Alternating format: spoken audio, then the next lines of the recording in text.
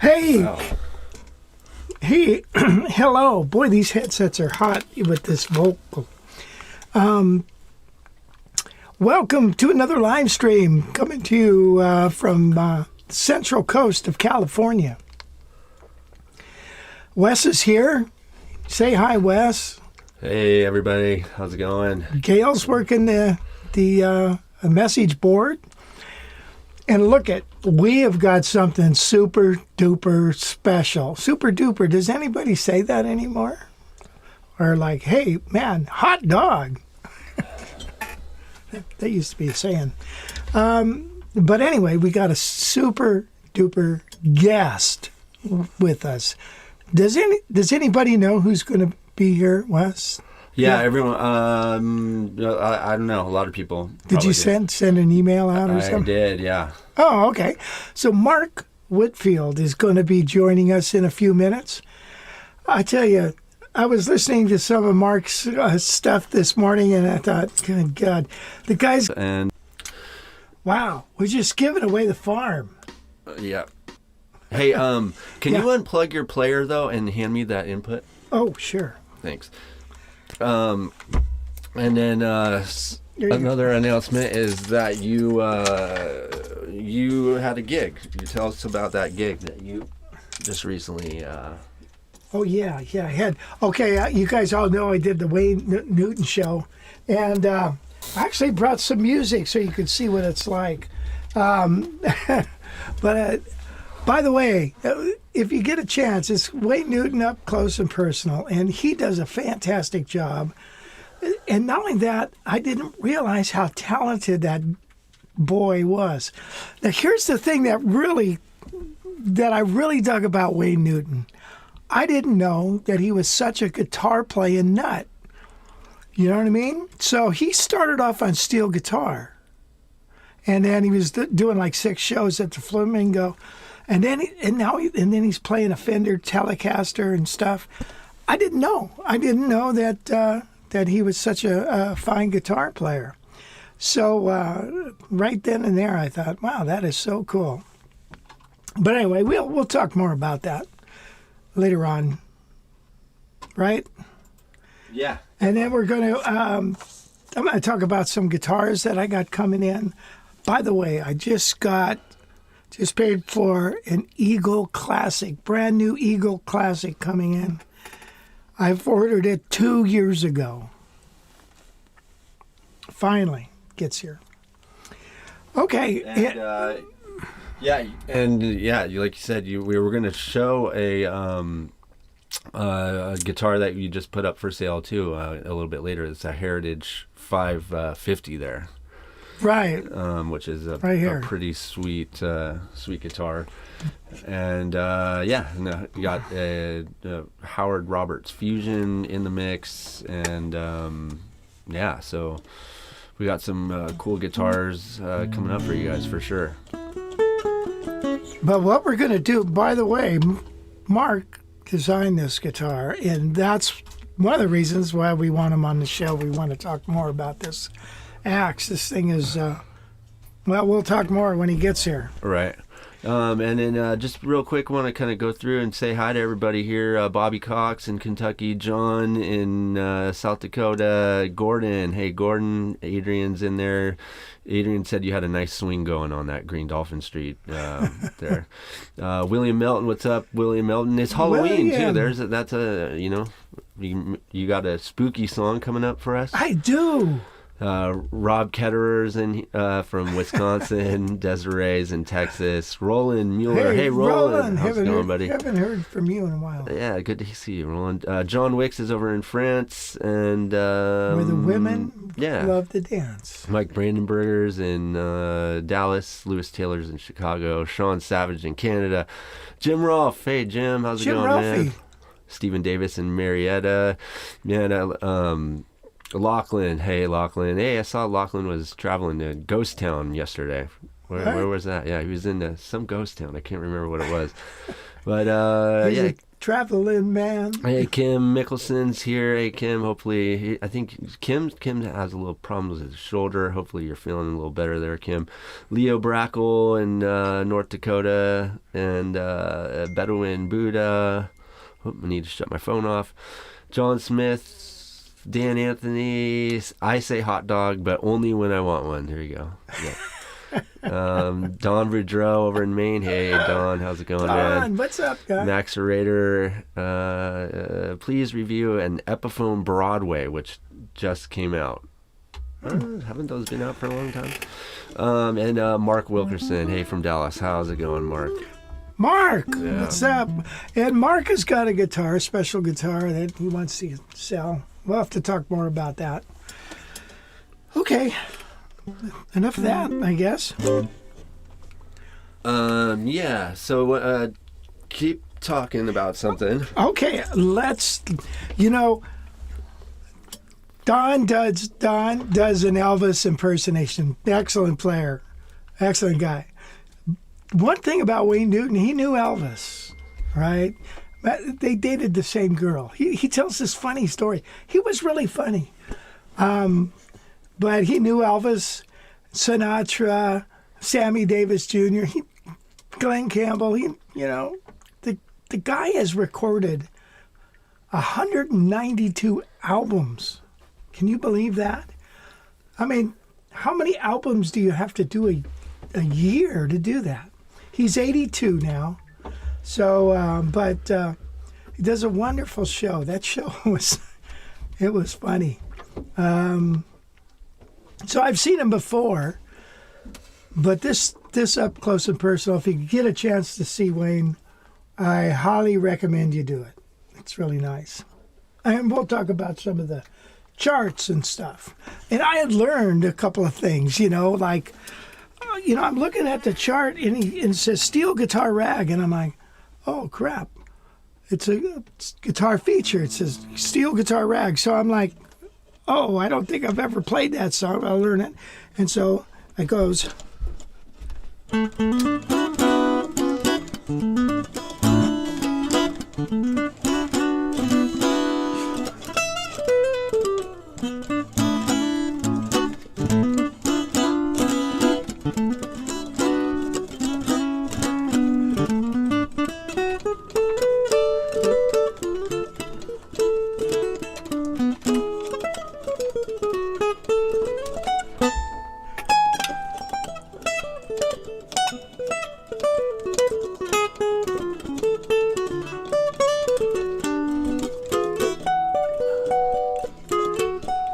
Am I filling?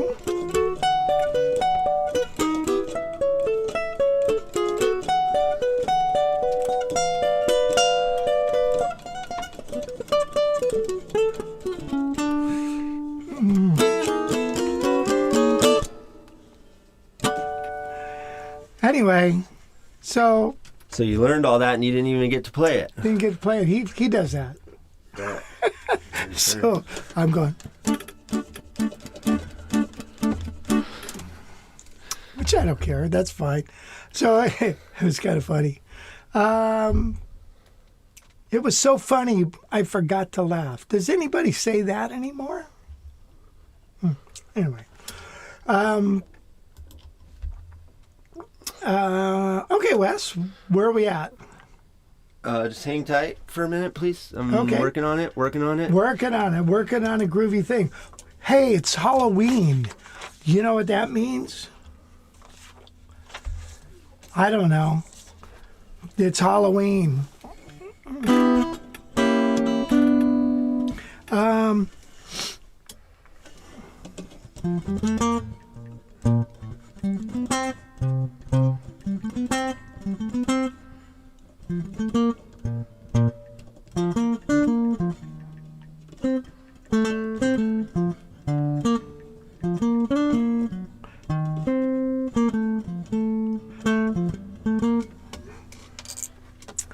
Okay, enough of that.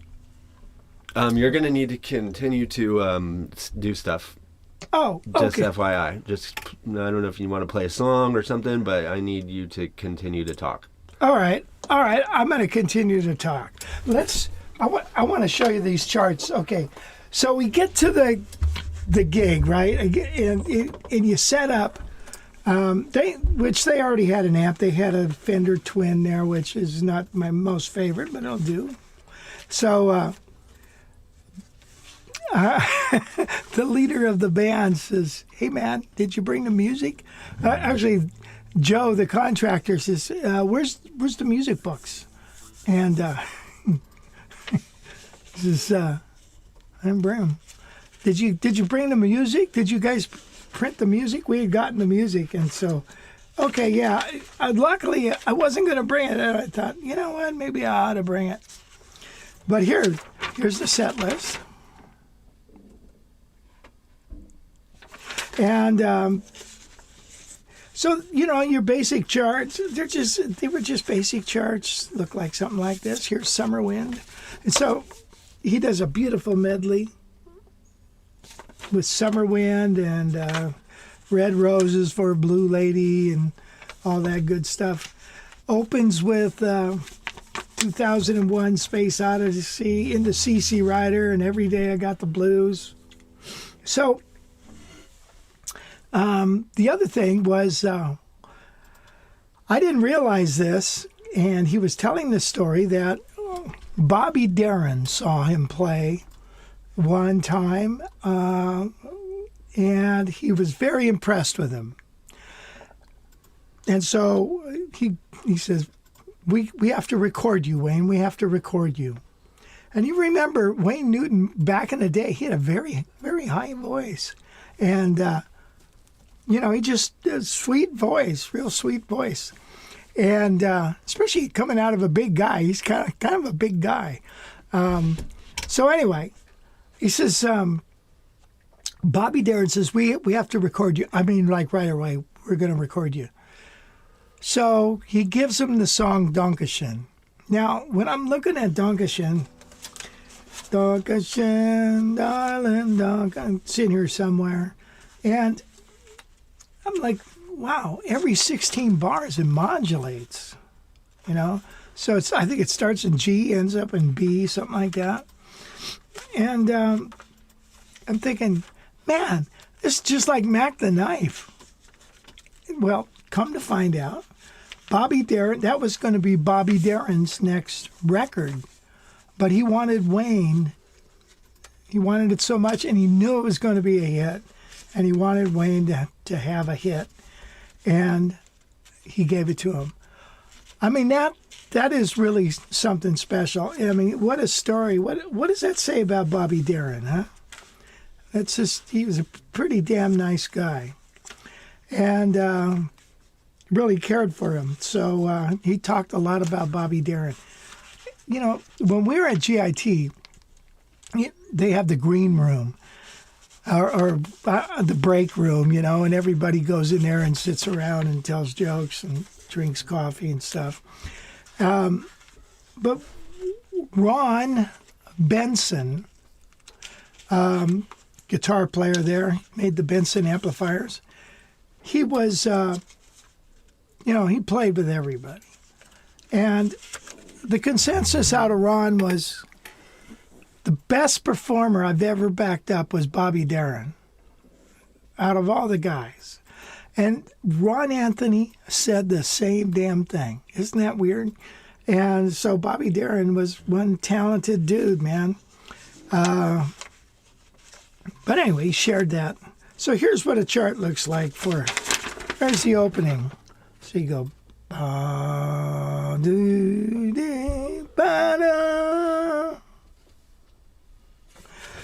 So that's all the reading was. Everything else is like just chord charts, you see. And there's a few little hits and what have you. So you got to be able to read a chord chart. The hardest part is turning the page. That's where real talent comes in. Viva Las Vegas, he did. Bright lights sitting in my, gonna set my soul on fire. Anyway, so it was a fun show. If you ever get the chance to do it, play it, you should. What else? Wayne came up and shook everybody's hand, announced everybody's name to the audience. Don Rickles did that with a frickin' orchestra. Isn't that crazy? I guess it kills time. All right. Speaking of killing time, that was great. Way to go, buddy. You really knocked it out of the park right there. Are you done? Yeah. Here's like a chaser. Oh, nice.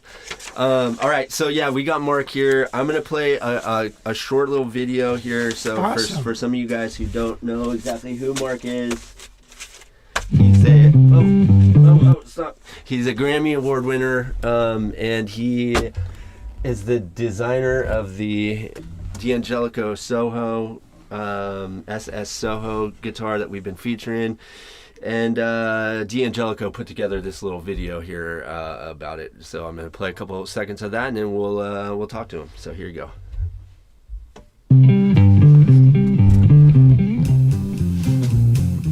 That looks good.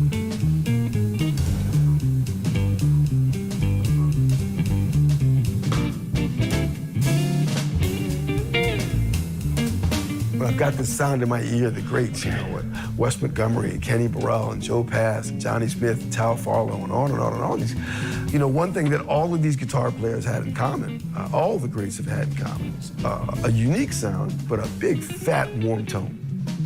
So to be able to create that sound in a smaller body guitar is quite a feat. That's no small task. And we've done that.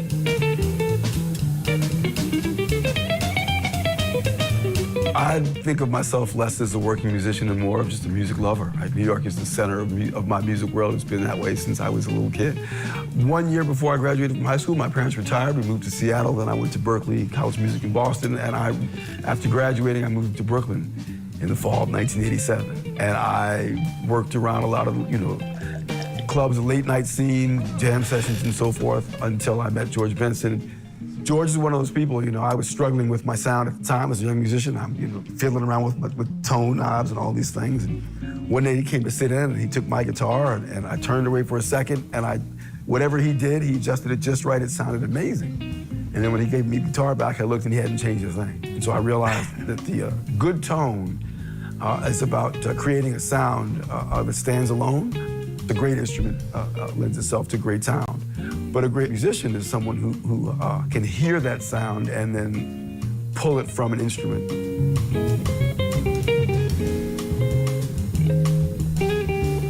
So when I think about what inspired me to start working on the design for the Soho, I needed a guitar that had a pointed focus tone, the ability to cut through a crowded soundscape and soar on top of a track or in a band, and also to be warm and broad in a way that I could play it as a solo instrument. It would have all the aspects of a classic handmade archtop, and yet comfort and playability of a smaller body guitar. And the Soho is just the perfect embodiment of that vision. All right. That was nice. Yeah, that's a great video, and we got Mark here. Hey, There Mark. he is. Hey, Mark. How you doing? Oh, yeah. Thank you for joining us, man. That's what a privilege. Well, the pleasure and the privilege, the honor, all that is mine. And by the way, Green Dolphin Street was swinging. That was awesome. Yeah, that was band in the box. These guys, what's beautiful about these guys, they don't scream when you put them in the trunk. I love it. Well, I don't know if they were swinging or not, but I know you were. That's all I was worried about. Thank you, man. Can you guys hear me okay? Yeah, I hear you great. All right. So, yeah, you had some pretty profound things that you said there about a musician bringing the sound out of the instrument. Boy, that is Sure. that is true, that's crazy. And, the instrument sounds different in your hand than it does out in the audience, doesn't it? Yeah, and especially back in my early days of playing, it sounded different in my hands than it did in the hands of good guitar players. Yeah. Yeah. What do you think? I started out playing. Oh, sorry. Go ahead. What do you think attributes to that? What is it? Do you think it's some kind of technique? Is it your fingers are finally flat enough or something? Or what is it? Well, I think it was more about left-hand pressure and right-hand accuracy for me.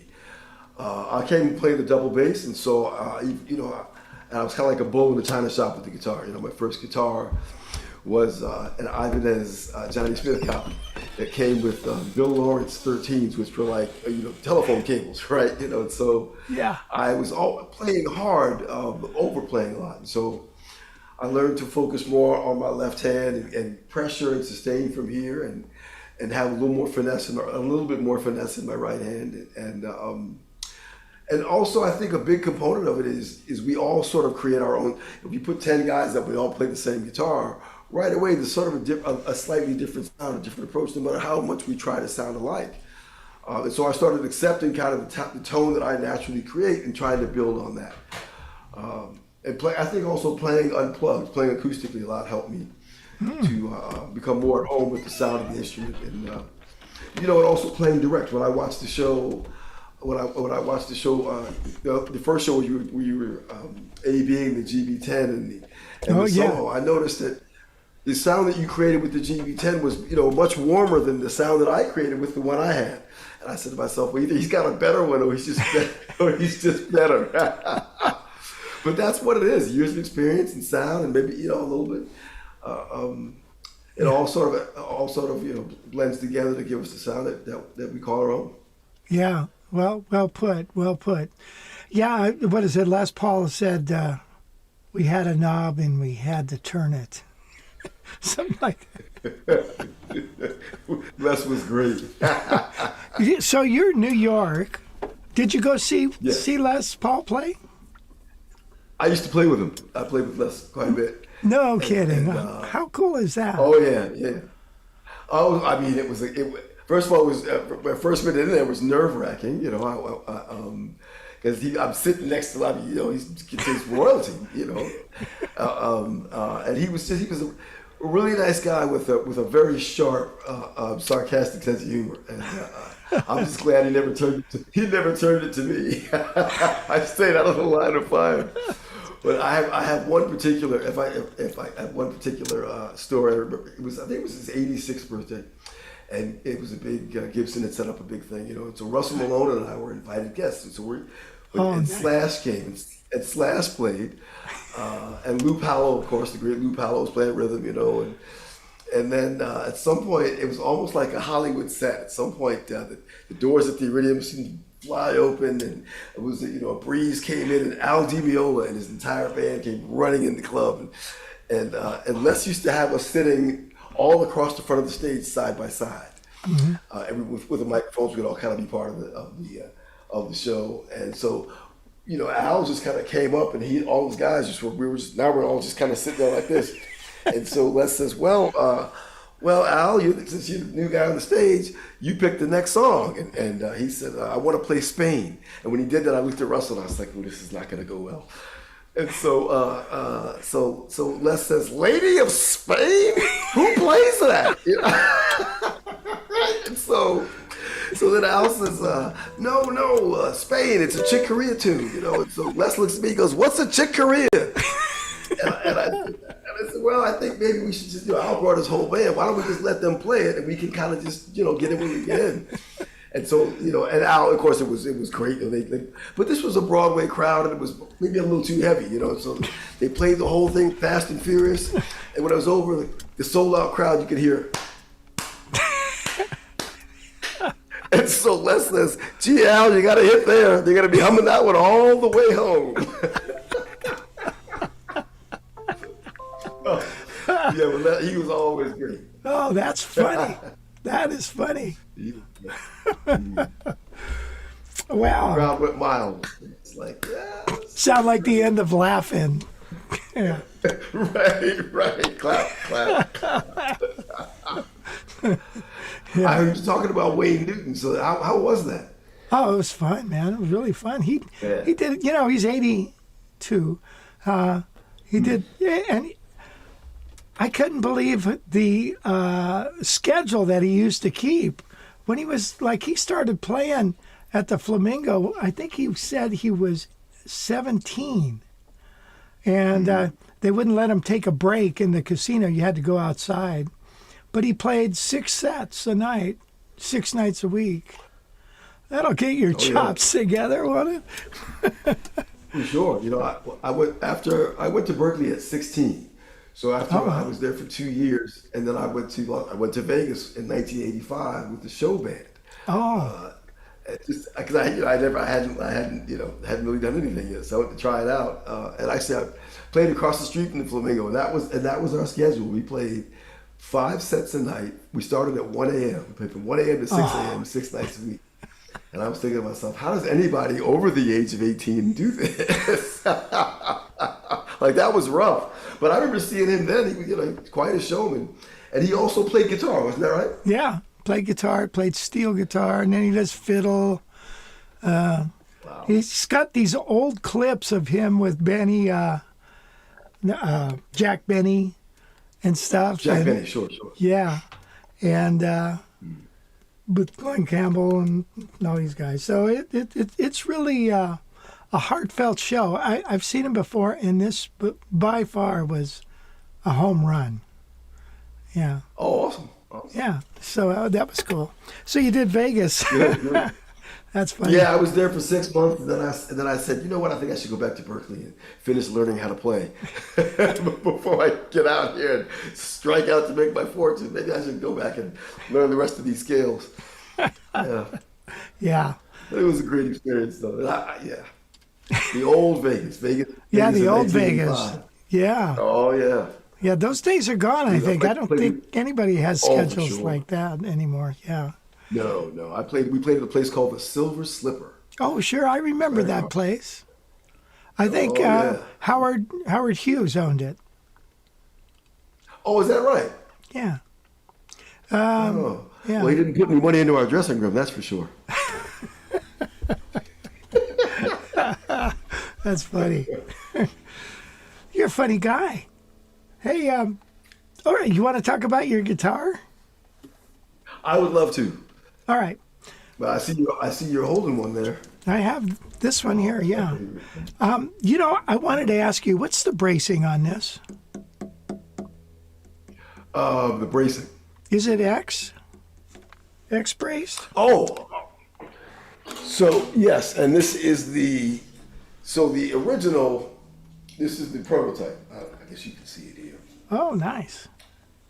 Yeah, it's a little bit darker, a little heavier. X bracing underneath, yeah, and fully hot. Well, you already know that, and hollow in the center. Yeah.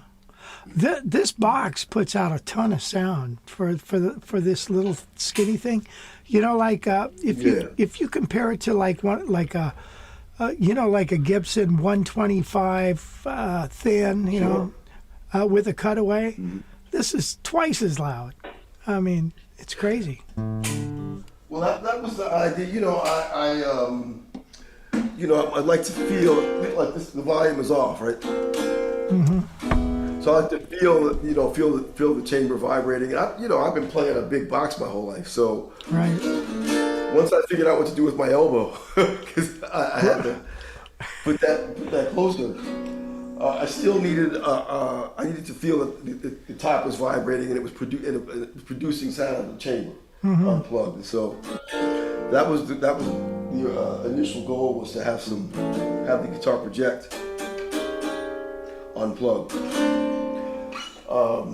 Yeah, I that's think the only concession was I thought maybe we should have no holes in the top, have the volume and tone here, but this is just so much more convenient and it is. than having the small valves on the pickguard, So I think that was the only concession. Yeah, you wonder about whether or not that would matter much or not. According to Johnny Smith, it does. But Right. so the other thing, how does that handle feedback? Does it feedback at, because you're playing at pretty good volumes? It seems like on stage with it. Yeah, well, so that was another thing, because I started out playing that old, actually, hang on a second, I'd like to show it to you. Hold on, I got it right here. I saw you playing a West Montgomery L5. Oh, yeah. I had that. When I first signed up with Gibson in the early 90s, they made me a floating pickup, an L5 with a floating pickup, which was basically a copy of this guitar, which was one of the Ibanez models from the 70s. So Gibson So was this was copying an Ibanez? Well, so I had them make me the guitar that was a copy of this. I loved it, right? Man. But so I was used to, basically to handle feedback, you just don't take your hand, you don't take your hands off the neck, and so I was used to just kind of always holding it. Right.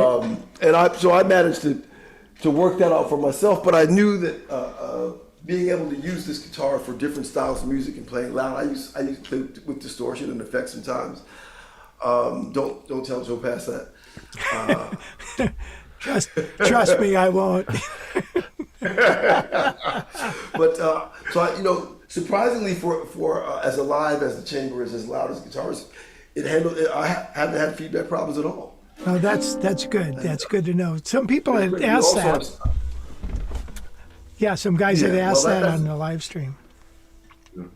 I never owned a 335, but I always you know, for me, it was I played it too high, and the balance was off. You know, I was either leaning this way or leaning that way. Yeah. But the versatility is what I admired about the guitar. You know, you can see guys playing it, Right. big jazz tone, or rock, all the things. And so it's a little bit different with a floating pickup. But that was the idea, to make something that was as versatile and comfortable, you know, and also a little better balance. And, Yeah.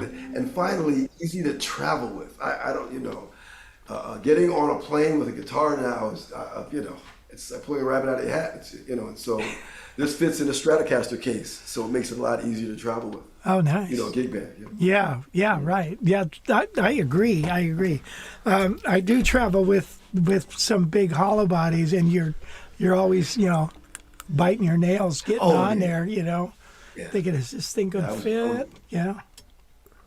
I was with Jim Hall we were playing at the festival in Corsica, and sitting next to John. I'm, you know, trying not to ask him too many questions, right? I'm sitting next to Jim Hall, like, so tell me about it. And we were watching the baggage guys unload we just happened to be looking out the window when his guitar came down, and one guy took the case and threw it over the top of the bag of the luggage, the trailer, Right.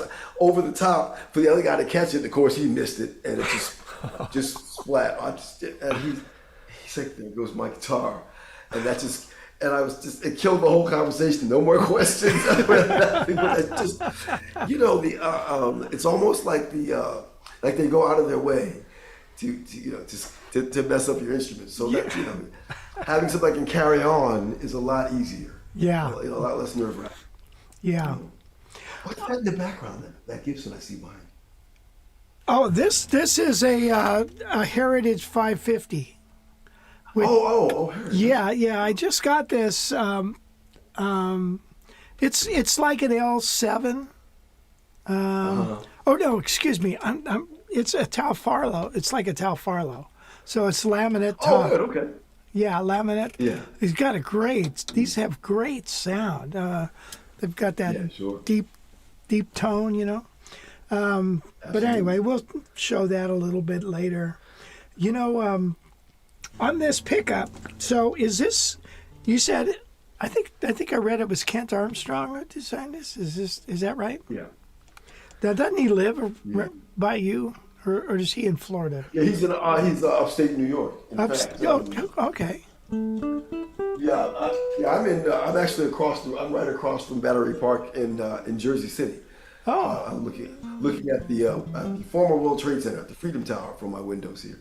Oh, no kidding. Wow. With the pickup, so that when the original pickup they sent when they made this guitar for me to try out, was not the pickup that you have on yours. And so I replaced it with a floating humbucker, and it was stronger, a wider, more response, more lows, more highs, the whole thing, and a little more volume. And so I asked them to get Kent to make a pickup like that. And so this is a mini humbucker, and it's much more responsive.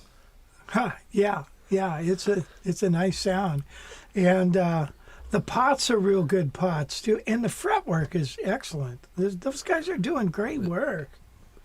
It's crazy. Yeah, I was impressed with, because it comes out of the factory like that, and so to make that to make a guitar this quality at a relatively reasonable price is a big accomplishment these days. Yeah. And we just heard from D'Angelico, and so I'm going to be able to get D'Angelico guitars and one like this for my students. So anybody out there? That's awesome. Yeah. So they kind of set me up as a quasi dealer. I kind of have a little arrangement like that with some other companies, but Yep. Well, that's cool. Yeah. So.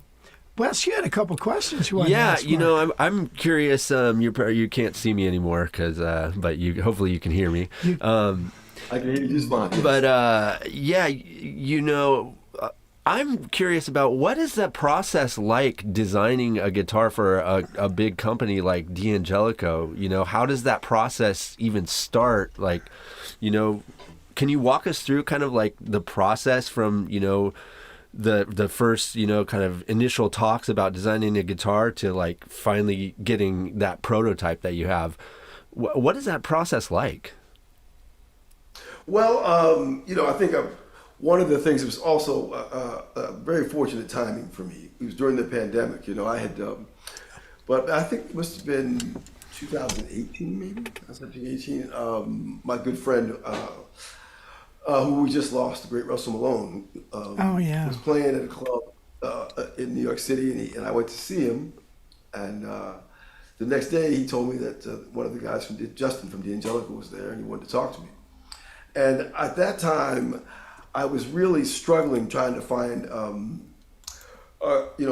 guitar, a guitar that could do all the things we spoke about. That was easy to travel with. I had this Marchione hollow body, which I wrap, which is like bubble wrap. I won't let it out of my sight, and a few other nice arch tops, but nothing that could do all the things I wanted and travel. And so I went to see Justin. And he gave me a few guitars to try out, and eventually, a couple years later, he gave me this one. I brought this one home, and it's this is basically the SS model, Right. and it's it's beautiful guitar. It's a lot more like a Les Paul. It's got a solid center block and it's significantly heavier and but clean and easy to play. And I thought to myself, man, if I could find a way to maybe get them to build a guitar for me that with maybe slightly different specs in that size and that thickness, and I could sort of learn how to play it, it would be a wonderful thing. So when someone went to see him, I just said. I hit him with the idea. I said, are you guys open to maybe designing a guitar that, something that a young guitarist, could buy and travel with and play lots of different styles. Someone, you got one guitar, two guitars, that kind of thing. Mm-hmm. And they had time, like I said, we were into the pandemic, and they had time to talk about it. And so Justin was, he was really. He was really open to suggestions and all that, and so I was surprised it went as smoothly and as quickly. I didn't know the company very well, but it went really smoothly. It made it very easy for me to give my input, and then I was also not sure what to expect when he said, "So we got the prototype." And when I got it, I was like, "Great, this is it. You can't have it back." The things that it's lighter, and the small headstock keeps it a little more well balanced, and the fretwork was great. They had these frets are the same on the prototype. Comfortable. It plays in tune, and I know I say that like it's a big deal. It plays in tune, but it plays in tune and it stays in tune. Especially for a shorter scale neck, that's a big thing, Yeah. It's always nice to play in tune. Yeah, to play in tune and have it stay there, right? Yeah. I saw you. I smiled when I saw you talking about the locking tuners, and you were saying, I don't really trust these things, and I felt the same way when I first started using them. Mm-hmm. But once you get used to it, especially changing strings, like if I break a string, I've got a new string on in 30 seconds and I'm back to playing, and so the locking tuners are great, and it does help. With the intonation, it does help. Yeah. Hey, Wes, can you hear me? Yeah. Yep. No, okay. So how's that for an answer for the process? No, that's great. That's great for sure. Yeah, it's just it's a big company, and they're definitely they've been great to us as well. They're so cool. Justin is great. The whole team over Justin there. and Ryan were just at the time. It was a different parent company. It was before Bond Audio, and so at that point it was just two of them kind of running the show on the ground. And so that also made it easier, for such a huge company. When I was starting to work, it was a little smaller, and they've done a great job building it up. But it's they keep it about the people, the interaction, and so I'm happy to know that you guys are working with them, Yeah, I think that's a model for success. You make good instruments and you put them in the hands of people that play them. Yeah. Yeah, and you like you were saying, I mean, you can't really go wrong with the quality and the price, especially in this day and age of $5, $6, $7, $8, $9, $10,000 arch tops into 25, 30. I mean, it just you go. So to They be throw able to, those numbers around, so you're just like, did you just say that guitar costs $40,000? Yeah. Can you drive it? Like, can I spend the night in it? I'm stuck on the road. A $40,000 guitar to do what with? yeah. That's it's crazy. So you can take it on an airplane, and a guy can throw it over the Throw it right in the baggage. Hey, Joe, cats! Oh my God! And so you're absolutely right, Wes. And even a guitar nowadays, you walk in, you see a 175 or something, and on the rack it's 45 or 5. You're just like, who can afford that? Yeah. I know. It's crazy. Yeah. So I was. And then also too, I just wanted to put it out there for our viewers. If you guys have any questions for Mark, leave them in the chat, and we can fire them at him. There's a few there, I think. There's just some comments here. Mark Stanton says, Mark, you've got some great composer credits as well. Everyone should be acquainted with your tunes, such as Businessman's Bounce and 7th Avenue Stroll. Oh, thank you. Businessman Bounce. Yeah, that used to be. Oh, yeah. Hey, what's the tempo on this? Yeah, it's a businessman Businessman's bounce. Bounce? What is? Well, you got to be fat and sweaty. You got to be fat and sweaty. Right. It's medium Wall Street. Medium Wall Street. That's awesome. That's funny. Eddie said something about. Oh yeah, he loves your recording of Girl Talk. Oh yeah. Thank you. I have a friend. He's got a band. They do that song. I never knew it had lyrics. It goes. Oh sure, Bobby Troop. Yeah. Blah blah blah blah blah blah blah blah blah blah blah blah blah. That's the routine. I don't subscribe to that theory, but yeah, and that. Well, certainly not in front of my wife. I got a another cool comment here from Rob Meyer. Says, Mark, 30 years ago, I met you at a one-man demo in Hollywood. Your delightful parents were there as well. You suggested Heritage Golden Eagle, so I bought one, and I've enjoyed it for 30 years. Thanks. Wow. Wow. Yeah. I remember that day. Really? Because my parents had come down from Seattle. Wow, that's awesome. I appreciate that. Thank you for reaching. Wow, that's great. Sure. So yeah, still playing that Golden Eagle. Which is a guitar you probably don't want to give away anyway. And those things are sweet, man. And then, and that and the other thing about these guitars now, well-made guitars, they just get better over time. They loosen up. You warm up. Yeah.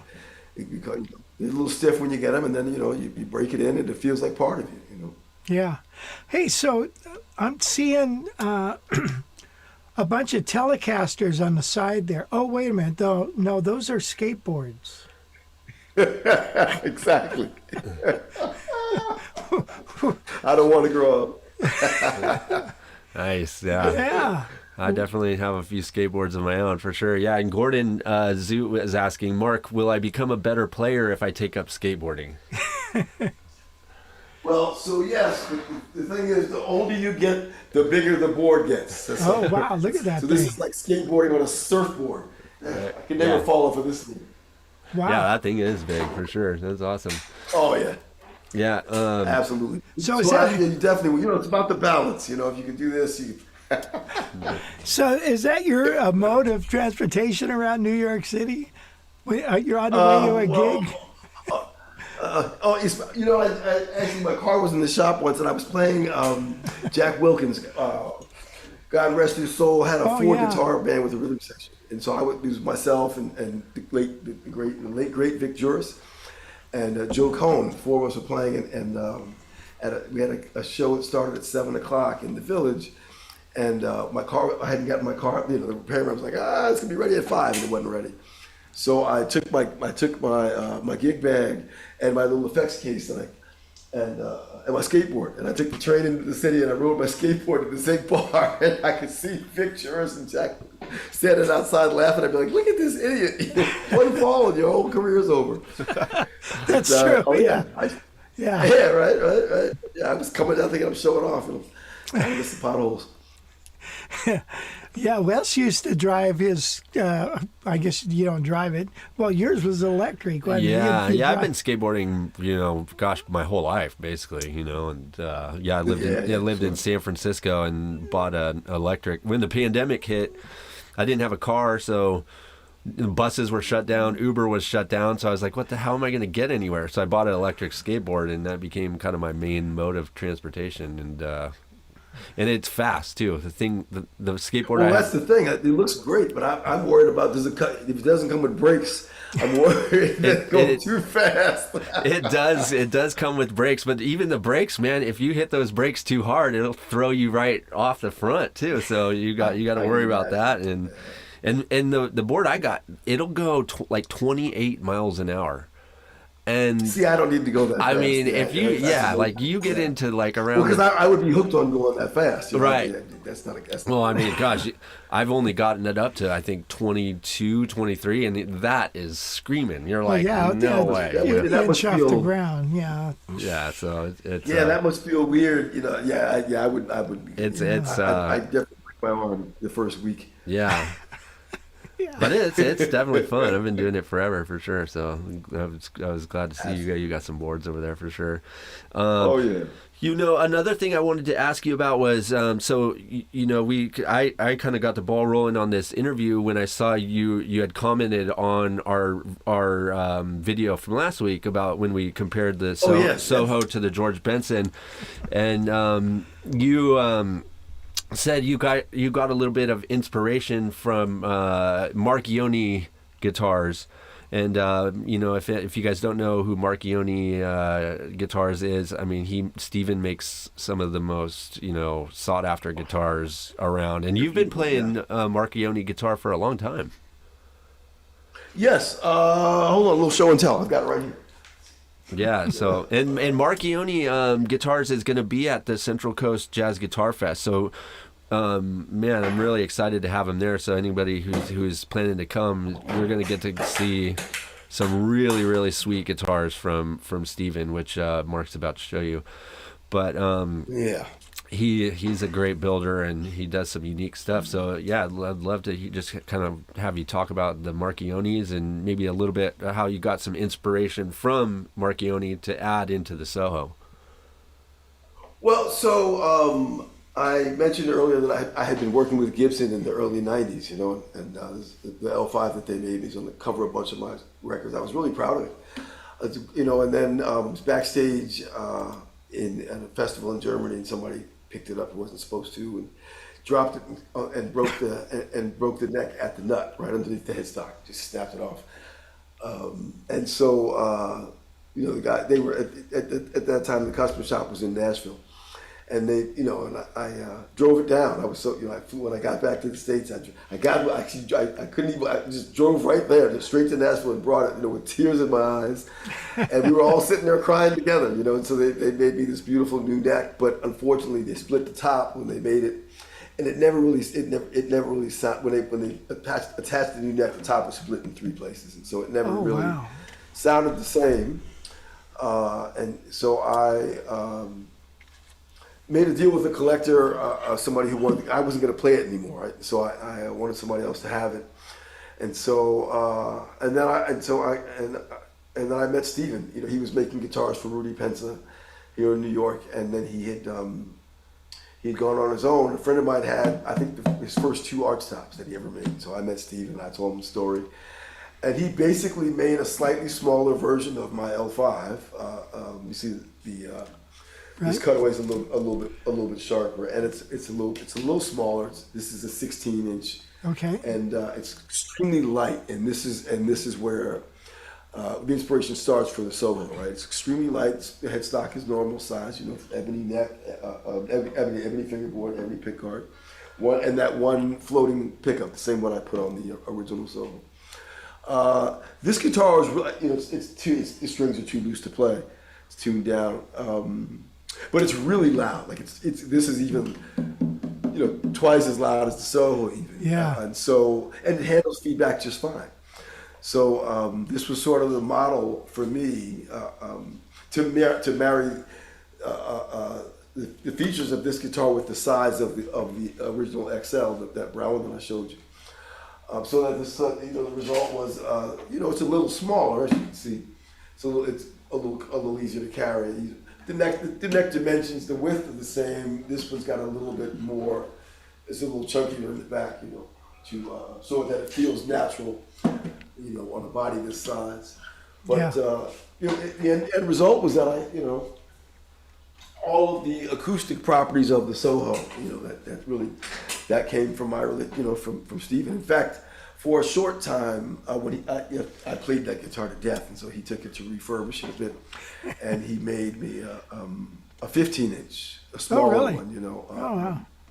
And it was nice, but it was almost too loud. You know, Stephen he's just an amazing, brilliant craftsman, but he was using those enlarged F holes, you know, the extra large sound holes, and the guitar was actually too loud acoustically. If that makes any sense, it's so loud. I was like, that's interesting. Wow, that's crazy. And I wasn't really ready for a small guitar then, but this is basically this is around the same. It's around the same, you know, the same basic principle, about this size, but the F holes were giant, you know. It was too deep. If that makes any sense. It's hard to control. That's got a nice sound, isn't it?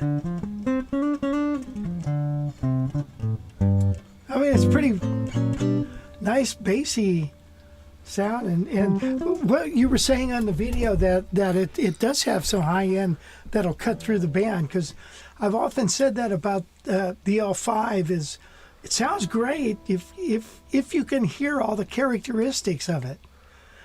If you can't, it actually sounds like crap. I've heard some of the worst sounds coming out of the L5, and it's because you can't hear the beauty of the guitar, because you got too much other stuff going on, and it gets lost. So that's interesting. So that's the L5 I wanted. So that's my old L5, and George is holding Wes's guitar from the cover of Moving West. No way. No way. Yeah, he had just bought it. And he brought it to the Blue Note, and we played together that night. This is 1995, 96. Did you get to play that guitar? Oh yeah, and so that's why I'm glad I had it right here. That was the thing, you know. My L5 had a floating pickup. It had a floating Johnny Smith pickup, but and I think that took away from my ability at a certain volume you could hear everything, but cutting through the band with the full range of the properties, the sound was hard to do. But with the two pickups in the top, it had a lot more electric it quality. had a lot more range. Yeah, a lot more electric quality, so you could cut through. Yeah. And I imagined when I played, I played a song on it in my head. Man, I sound just like Wes. I mean, just to hold that guitar is really something. Oh, it was amazing. Yeah, but I'll tell you when I watched you playing the guitar, actually that one and the GB10, I assume you're plugging direct into something. Yeah, the sound I'm hearing. Directly into the board. Yeah. It's a that's great. That's Mackie board. Yeah, and so you're getting a really clean, pure tone, which is something I years ago. If an engineer wanted me to plug directly in with my hollow body, I was always leery of that, because without the the addition of the speaker and all that, right, and the amp processing the sound, it didn't feel right. Mm-hmm. But that technology has come a long way, and also the guitar sounds clean. It sounds great that way. It sounds full and got some low end, and so it's got life to it, and that's important. Yeah, Yeah. On one thing I recorded on this Jumpin' Java album, I had the direct signal as well as through an amplifier, and it was through a Super Champ 8-inch speaker, and that 8-inch Wow. speaker just had that sound. It was weird. So you start blending them, and you get a nice tone. So. So lately, if you guys don't mind me really geeking out, I stopped using an amp and I use this now. Oh yeah, no, is that the Teleflex or something? This is the quad Cortex, Quad? the Neural DSP. Really? Yeah. Yeah.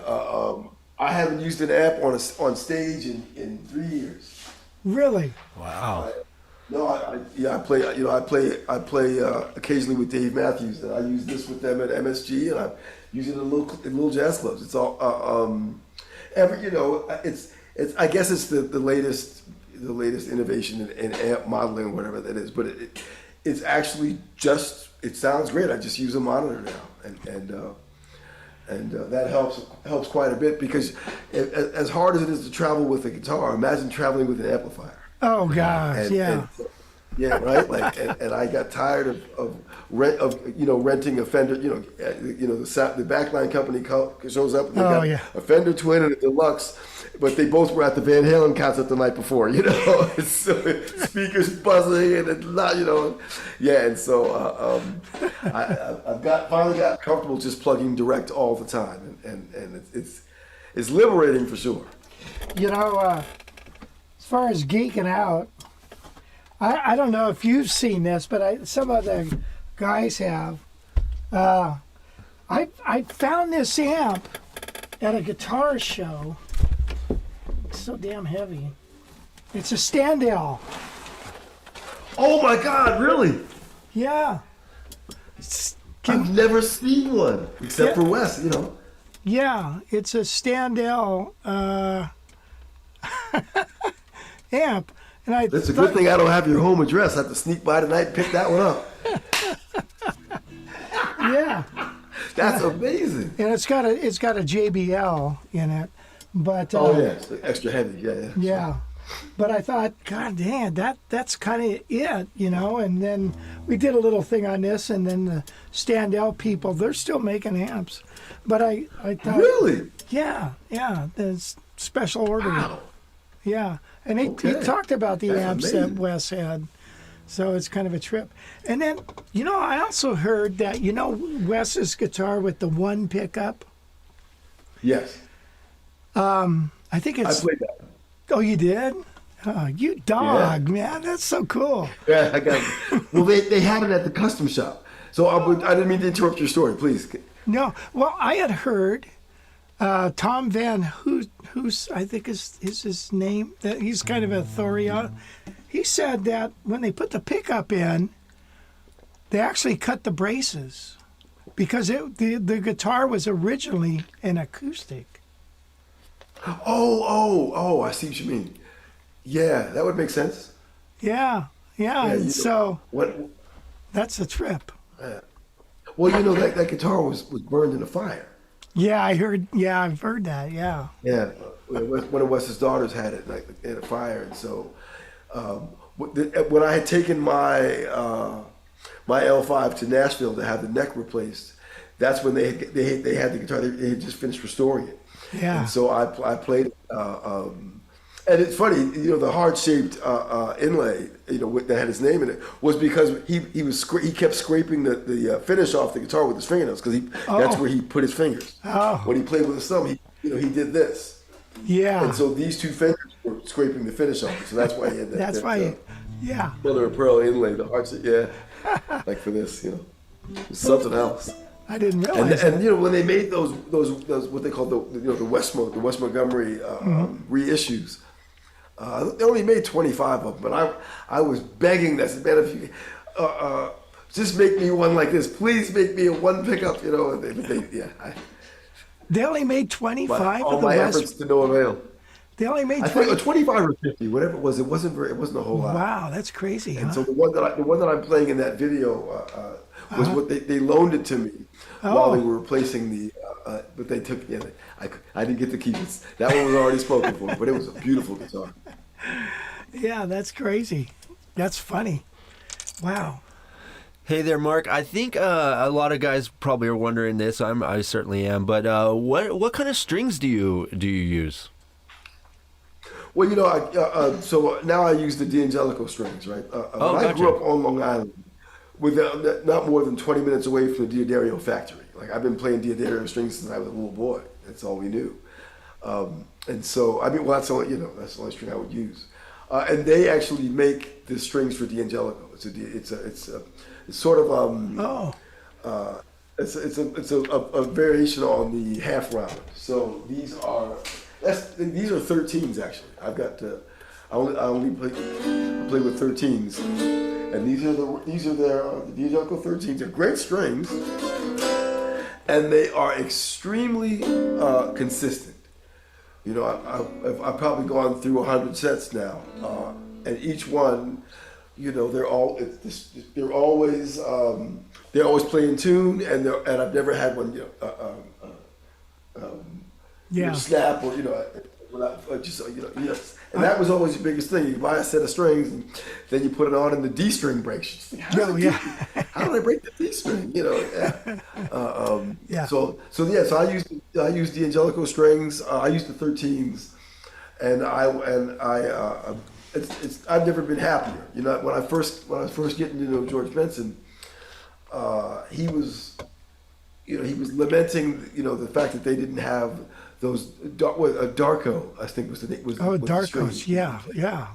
Yeah, and I guess he had whatever cash people have. Somebody he must have had guitar. Had a bunch of those strings, tucked away somewhere. But I guess they'd gone through them all, and so he had every string maker in the world trying to make him a set of strings like that.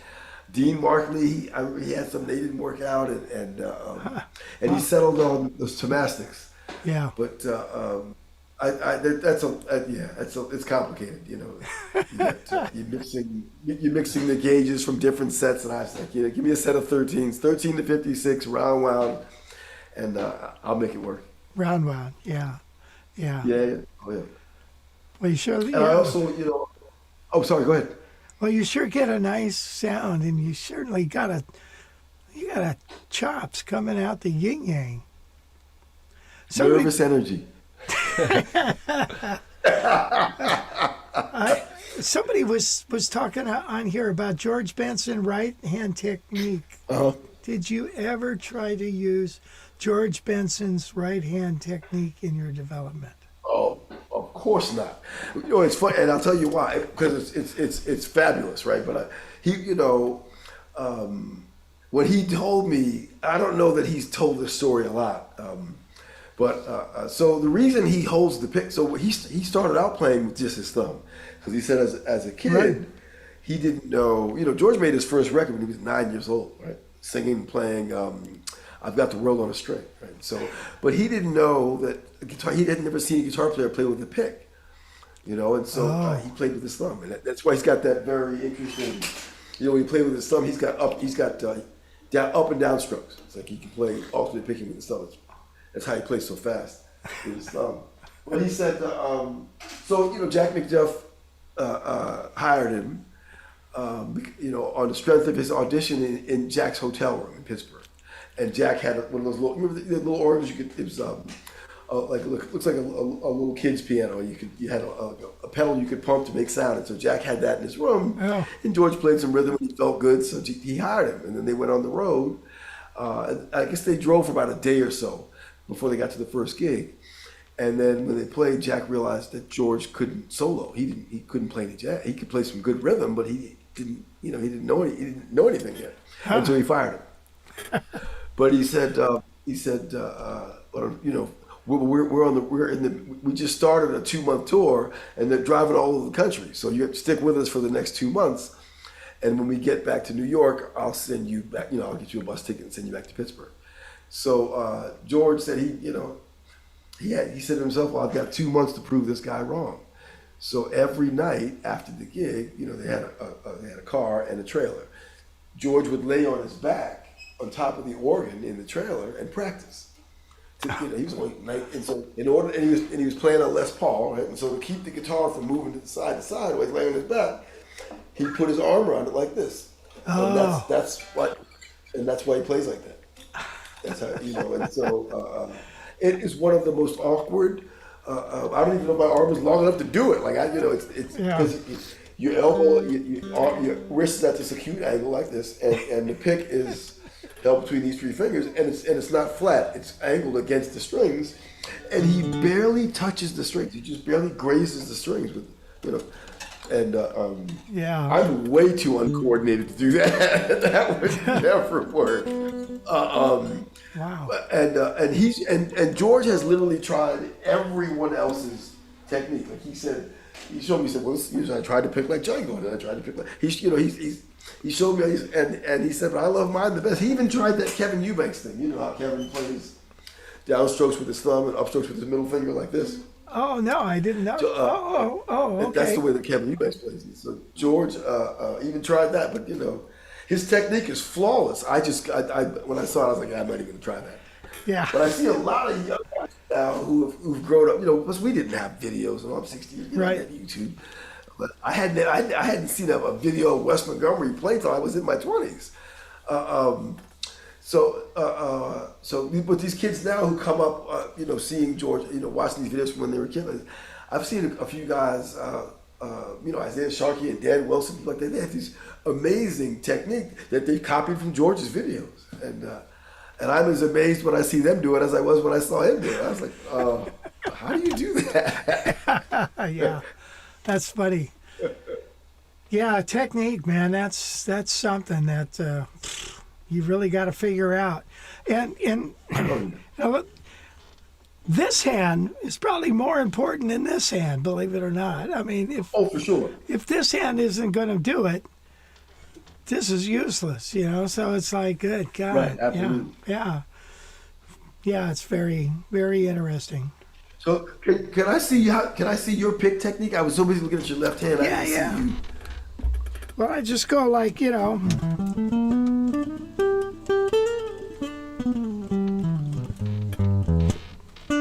That's so smooth. So I'm like, just a down up, economy picker. Yeah. Right, sure. But is that a heavy pick? Yeah. Mm-hmm. Yeah. But this lately, I don't even try not to pick so much. Like I'll do a scale like this.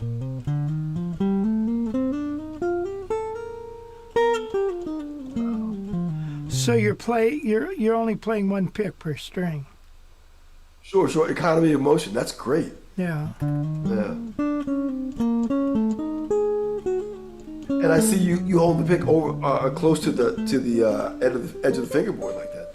Yeah, and that's one thing that on certain guitars, like a 175, I end up hitting the pickup. Yeah, sure. This, not the pickup, but the end of the thing, and then I get this click, and it drives me nuts. Oh, right, because there's space in between the neck pickup and the neck itself, right? Yeah. Yeah. Well, it's just the way the guitar fits in here, and then I pick here. Yeah. I don't seem to do it on this, or a 17-inch, because it's just a little bigger and. Right. Yeah, I don't hear the click at all when you're playing that. So I was curious to see where the pick was. But I'm very familiar with that clicking sound from smacking the pickup. Yeah. Yeah. Watching Joe Pass play was always interesting because he would play but he cut the pick in half. Right. So he would cut the point. Just have the point, and that way it wouldn't go down far enough to hit the pickup. Yeah. But yeah. And then, I always I had my teacher when I was a kid, Vinny Nazzaro, was a fusion guy from the 70s. Great technique, played a Les Paul. probably had, gauge 9 strings and a tiny teardrop, thin pick. But he could fly. But he held the pick flat, like that. And so I was playing a solid body, and I've been as an artist before I got that hollow body. And I used to hold the pick like this, and I had my wrist flat against the top. But it was a flat top guitar, so it didn't make much of a difference. I was just a kid, and he didn't bother to correct it or change it. But when I got that hollow body, all of a sudden that angle went from this to this, which of course is not healthy. And about a month into my first semester at Berkeley, I started to experience pins and needles here, the very early stages of what would have been carpal tunnel or something. And actually, it was Kevin Eubanks who saved my future. He came to give a master class. Oh, really? And I said, Mr. Eubanks, can you help? Give me some advice? I'm having a problem with my hand. And he said, well, let me see you play, man. And I before I even played a note, I got in position. He's like, oh God, that is the ugliest technique. Who showed you how to do that? Right? And so he encouraged me to straighten out my wrist and find another way to do it. Another way. Yes. And so it's a little bit of very little thumb. A little wrist and I rest these 2 fingers on the pick guard. Without it, I'm completely crippled. Without the pick guard, my hand is flowing everywhere. Yeah. So I don't press it hard, but it's just having something there. Just to gauge where you're at. Yeah. Yeah, I'm the exact same way. I cannot. If I'll get a guitar and they took off the pick guard and it's like, oh man, I'm like, flopping all over the place. Do you? No, I hold it kind of at an angle, so it's going. Oh, I see. Well, yeah, I can see that. Yeah. Yeah, going. And I originally learned from Mitch Holder, and it was like the Howard Roberts technique of kind of stirring iced tea, that kind of idea. But I remember, when I'm just starting out, that you would put a pencil here.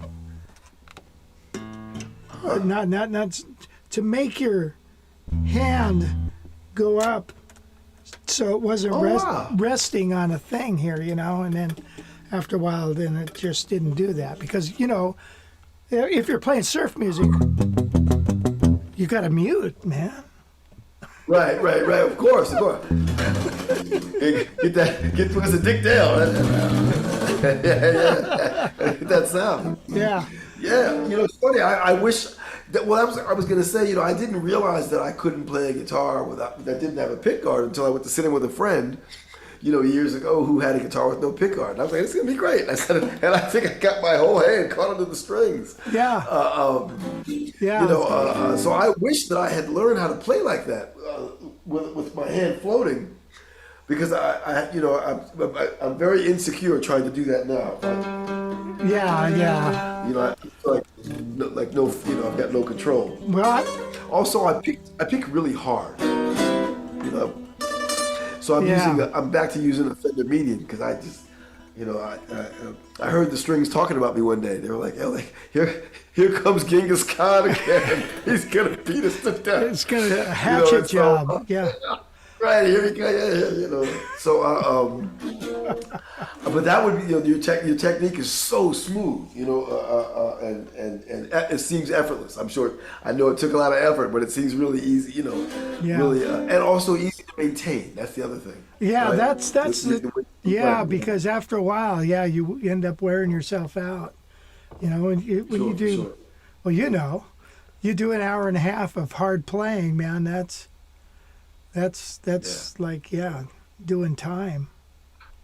Well, yeah, and the thing is absolutely, and as a young person, you never, you're invincible. Like you're like this. Yeah, this exactly. I'll be fine. I can do this forever. And then one day you wake up and everything hurts. And I still want to play, but and so I've learned to back off a little bit. So the action's a little lower. The 13s still feel I never developed the finesse to play a lighter string. But I might be able to get away with 12s, but not for long. And then 11s, I'm going to break something. Well, I don't know. I don't know if you know the string set that I do. I use D'Angelico's, but they're the chrome bright flat wounds. Oh, sure. Okay. Sure. But they're the extra light, which would come with a 10 and a 14. But I throw those away, and I put a 13, 15.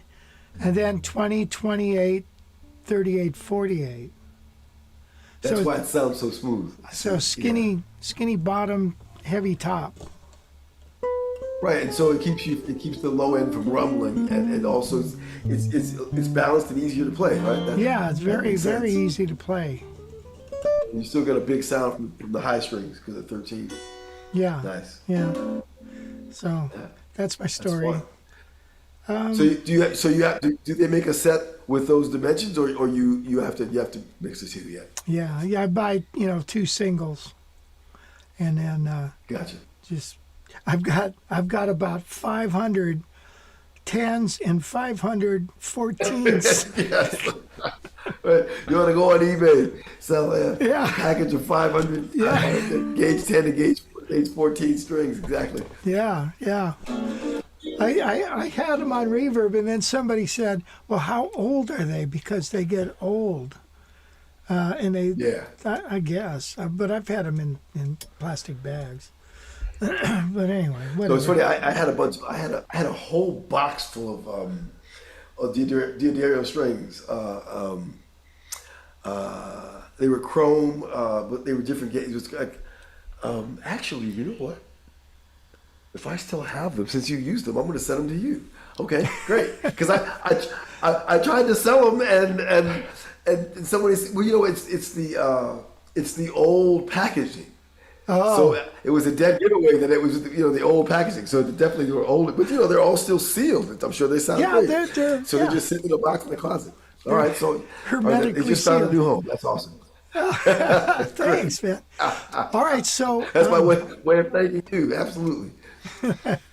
So Gail wrote up here, can Mark join us at our Central Coast Jazz Guitar Festival?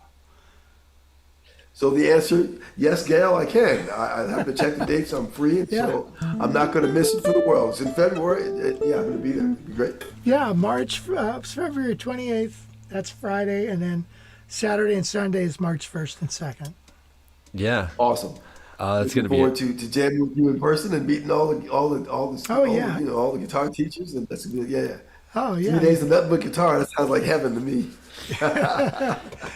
One of our viewers here has a question. Lakovis asks, hey, can Mark tell us why on the prototype model he uses a full-sized humbucker, and on the available models there's a mini humbucker? Which one do you prefer and why?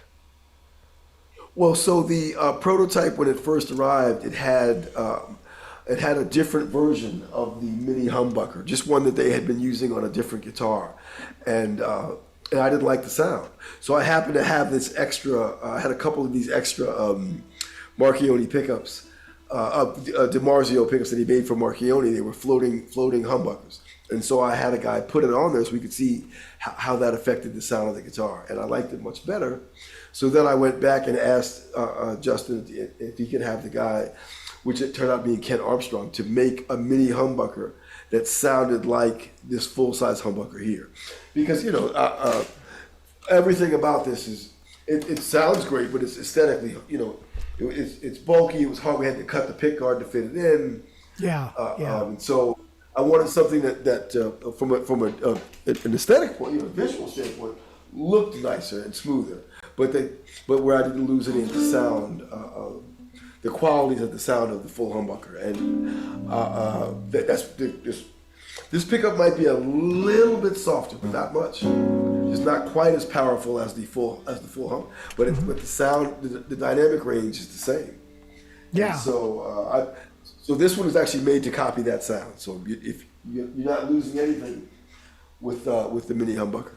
Nice. Yeah, that's cool. And then just quickly too about the color of it. Is that cherry sunburst? Did you choose that color? Because for the first year or so, that was the only color available.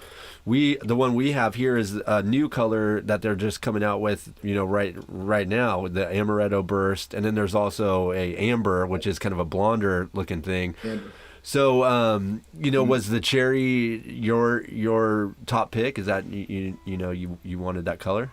Well, so when we started, I had been playing. So I'll tell you my red guitar story because that sort of adds. So I saw George playing. You remember for a while, Ibanez was making a GB everything, right? It was a GB this, a GB that, and they made something called a GB5, right? It was his L5, right? And so he was playing on the Johnny Carson show, and he had a bright red one, and I always played a blonde guitar or a mild colored instrument, but there was something about that red one, I loved it. So the next day I called him, and I said, hey George, I know him well, but I had just stopped calling him Mr. Benson. He was like, please stop calling me and my wife Mr. and Mrs. Benson when you come over for dinner, right? So I was like, so now I'm all grown up. So I called him like, hey George, man, you sounded great last night. He's like, oh, thank you, brother. So man, how can I get my hands on one of those red GB5s? Man, that was amazing. And this was the first time he'd ever. He'd ever kind of hesitate. He said, well, hey, man, I don't know if you're ready for a red guitar. I was like, what the hell does that mean? So, but it's George, so I wasn't going to, be disrespectful. So I just said, okay, well, I got to go, right? And Stephen was already making this guitar. And of course, he wanted to make it that beautiful blonde color that he made. And I called him, I was like, Steve, listen, man, George just completely disrespected me and said I'm not ready for a red guitar, and I need you to go out and find the brightest, loudest, most electric fire engine red you can. And I could hear Steven crying. He's like, no, don't do that to my guitar, And so that's how it happened. That's how I got the first red one. And I remember when I picked it up from Steven, I had it in the car. And I hadn't even gotten my Carlton case yet. I had it in a box, and I drove straight to George's house in Englewood and rang the bell. And I had the guitar in my hands. And when he saw it, he's like, man, that's a nice guitar. He'd forgotten all about the red guitar thing and just took it, started playing it. And so that kind of became, just the color of something I was used to having. And so when we were talking about something, I said, I'd like to do something red. Just maybe not as red, something a little milder, and so this was how the first one came. It was a little dark, a little too dark, but it was close, and so that's pretty though. and so this was this is the way they come off Yeah. It's a little brighter, a little lighter. The darker one is pretty as well, but when I said something lighter. Not as electric as that red. The rest of the credit goes to Justin. This color palette was his idea, and so people love it. The guitar did really well. I think it was just the right kind of red, not too much, not too little. So then I was like, I got a great idea for what we're gonna do next, Justin. I want to do seafoam green, and he just started laughing. It's like, no, we're not doing seafoam green. We're doing we're gonna do a blonde and a violet sunburst. And I'm like, okay. This sunburst I think is really pretty. Oh, and so when I saw that, I was so grateful that he hadn't listened to me, because I think that amaretto burst is just gorgeous. Yeah, this is more brown though. We were saying on my monitor, this looks rather red, but it's actually brown. Right, but it's actually more brown. Yeah, it's nice. Crazy. Oops, he froze up. I don't know. Mark, you there? Hopefully that's. I wonder if that's our internet or are we still on? Yeah, I don't Huh. know. Gail would know. Crap. Well, what's going on here?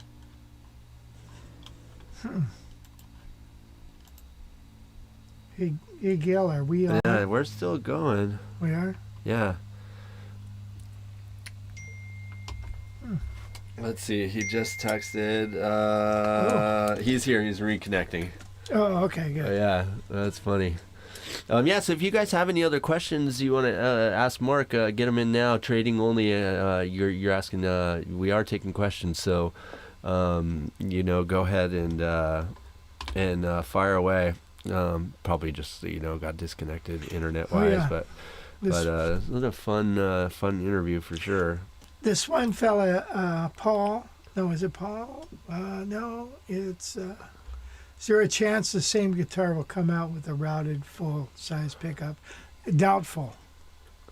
Yeah, but yeah, you never know. It's something we can definitely ask Justin about too, for sure. But yeah, if you guys have some questions for Mark, and again, if you guys don't have, if you guys haven't gotten a ticket to the Central Coast Jazz Guitar Fest, Mark is gonna try to make it out, and he'll be in this lineup of a bunch of other guys here. We got Bruce Foreman, Tim Lurch, Wolf Marshall, Beth Marlis, John Stoll, Sean McGowan, David Becker, Greg Wachala, Wayne Goins, Mike Dana, Pat Kelly, Ricardo Grilli, Donovan Raitt, Good grief. Adam Levine, Jim Fox, Brad Rebution, Nate Lopez, probably even one or two more. So if you guys haven't got your tickets yet, you guys basically got 1 month to save money. The early bird early bird ticket sales, they're $199 for a ticket to see for all weekend, all access, all weekend long. Can't beat that price. You'll learn a lot. You'll see some great playing, and yeah. So get your tickets now.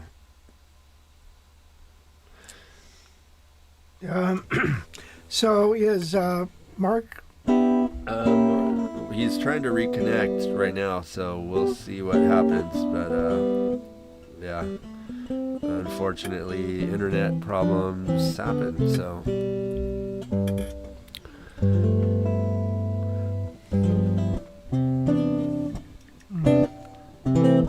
he says he's trying to reconnect, but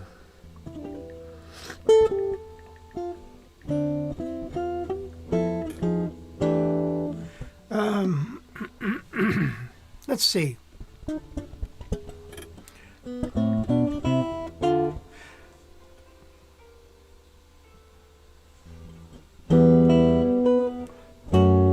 You guys got to start learning your Christmas songs. yeah,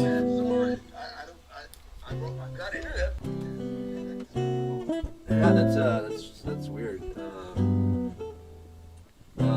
Yeah, I'm not really sure. Maybe just try restart your computer. Okay, awesome. Yeah.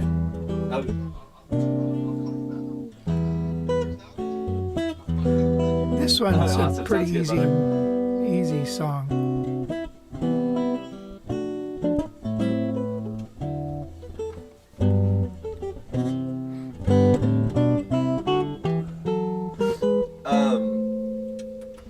Paul P-Man asked this earlier. You use the .73 Tortex flat Jazz XL picks. Is that what you? They're 1 mil. 1 mil. Gotcha. Yeah.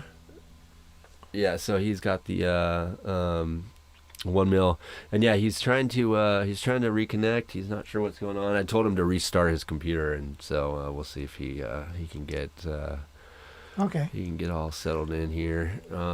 Now, do you need this chord? You need this chord too. Yeah, you're gonna have to do a fingerstyle arrangement if you're gonna do anything right now. Okay.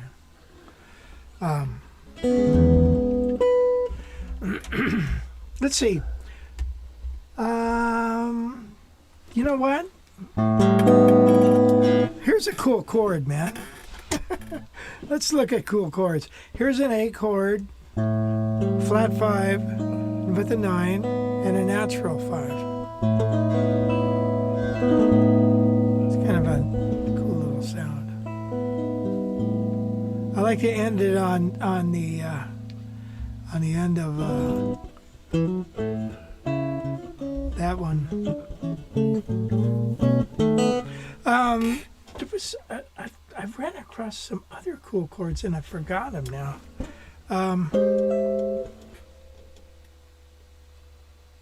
Hard to whip something out off the top of my head here. I've got something I want to play for you guys, but I need my track. All right. Yeah. Let's see.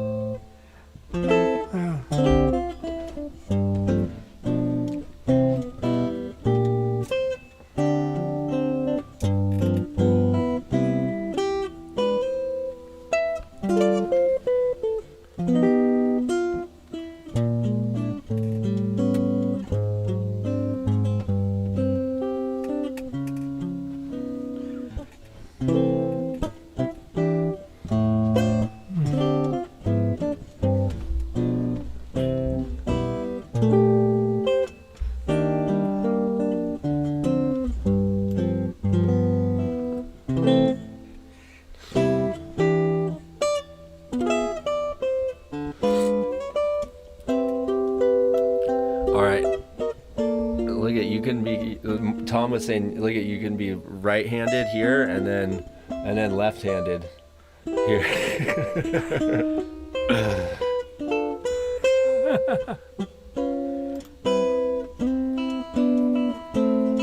There he is.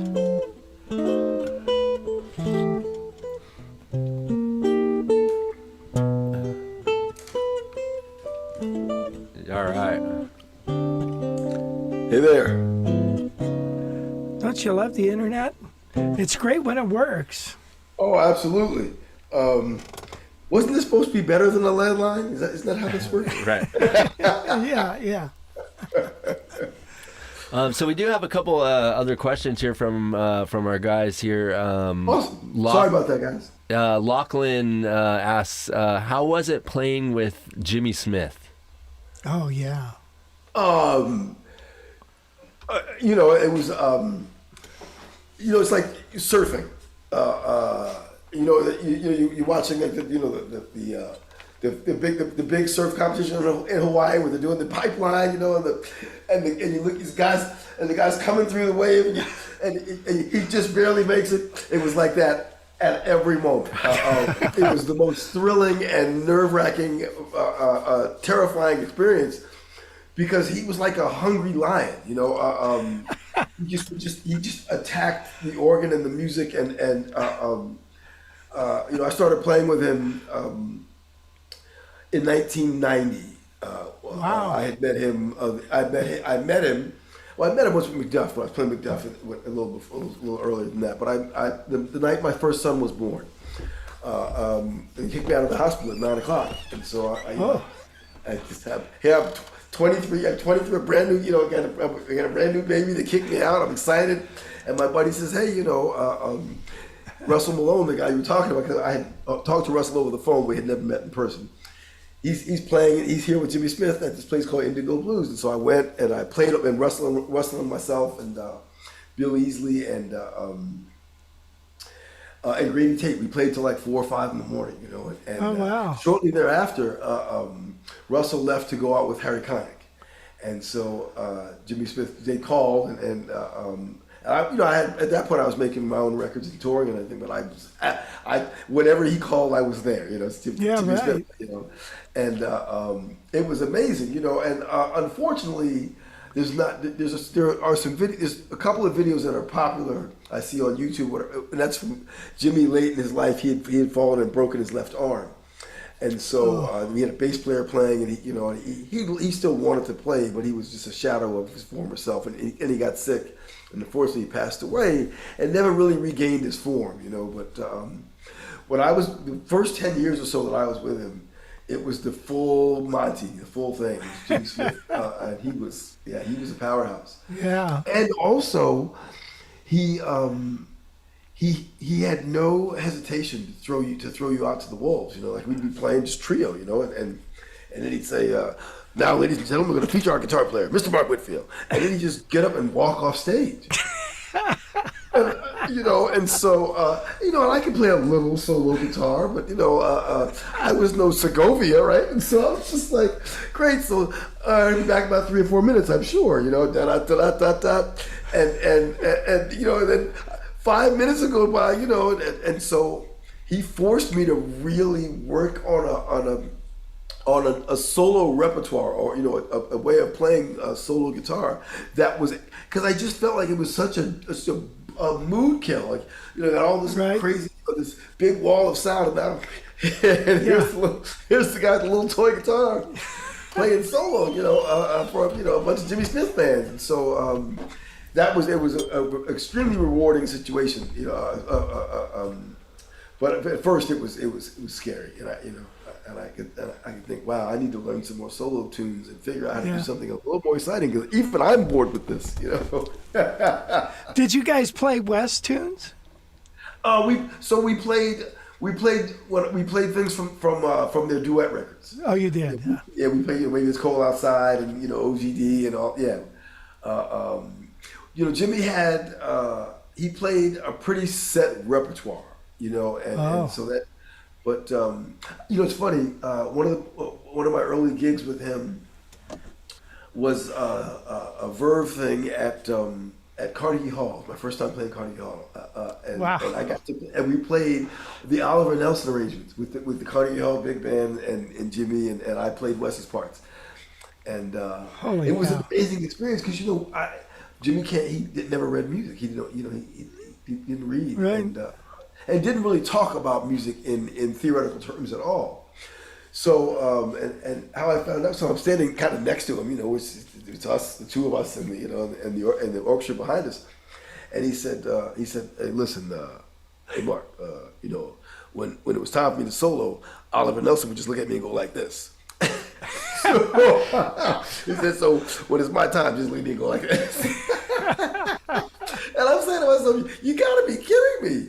I mean, and he played all this beautiful. I mean, it was every note was perfect, and but he would just be sitting there, kind of.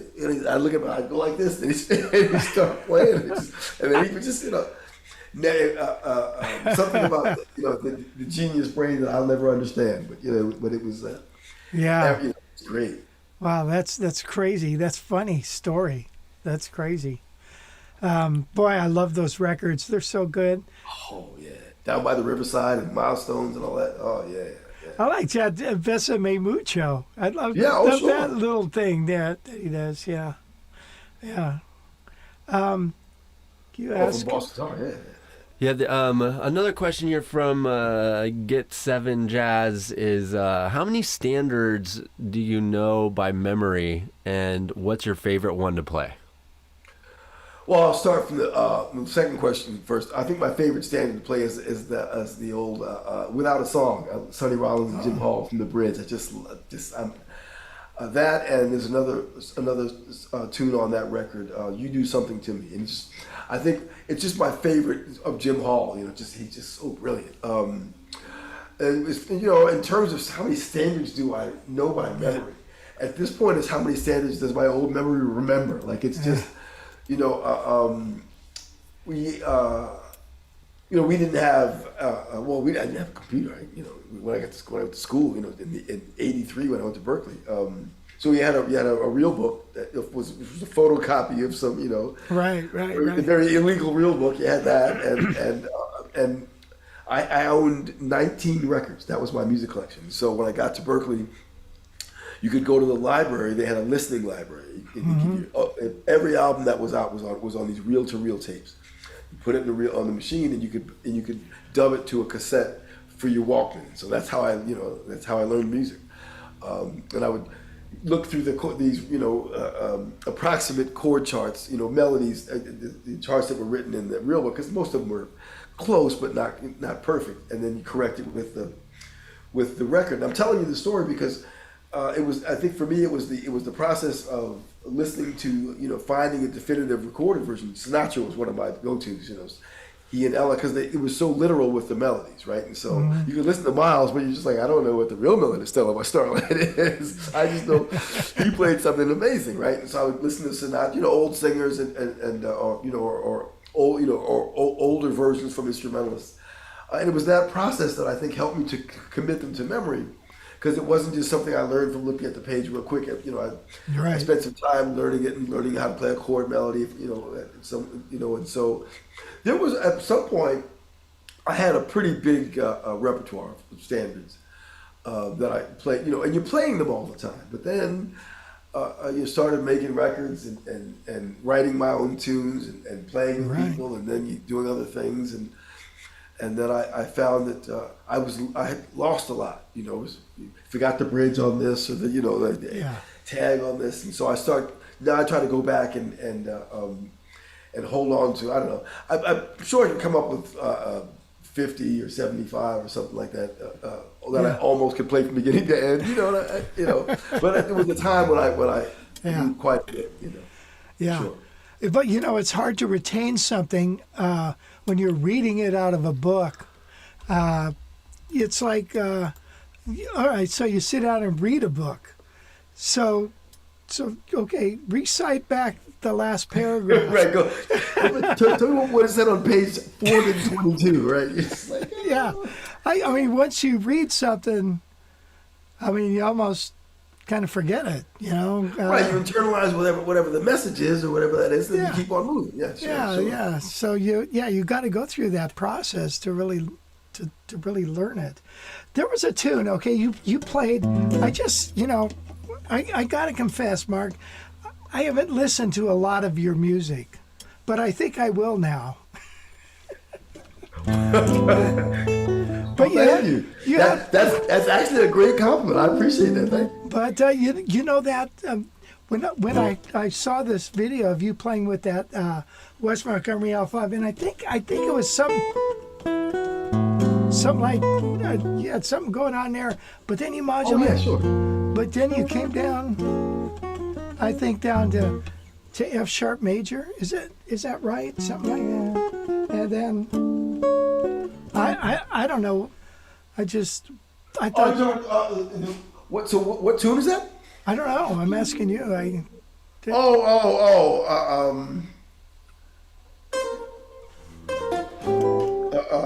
think I'm not sure which one. It was like an A minor thing.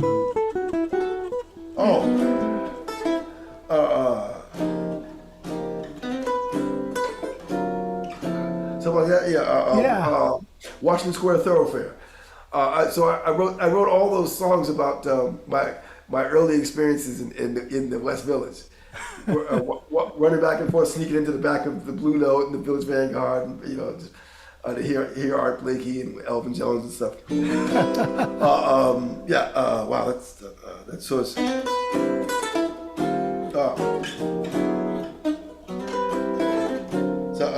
Something like that. To F sharp minor. Oh, F sharp. Okay, yeah. And it's it. Something like that. Yeah. I have to pull out that chart and relearn it. I know. But thanks. Yeah. That's a nice tune, man. And what a band, man. You played your ass off. That was really nice. Thanks, man.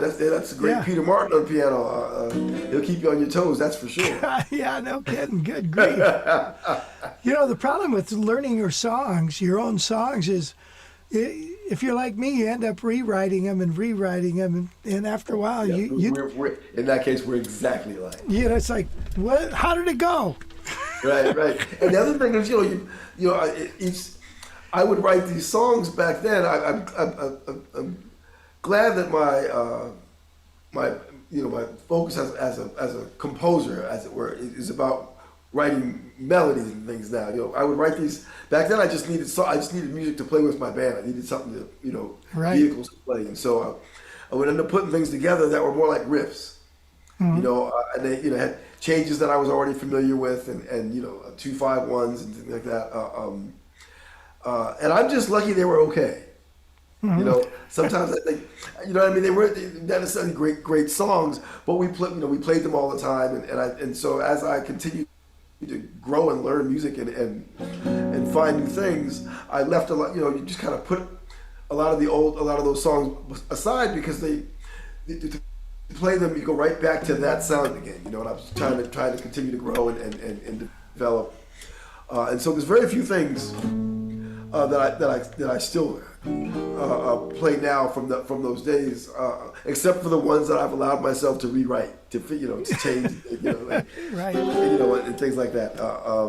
One of the things I used to do a lot was I would just have a melody,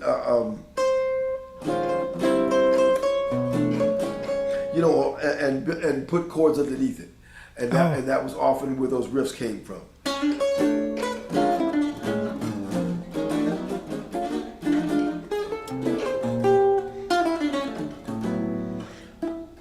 So something like this.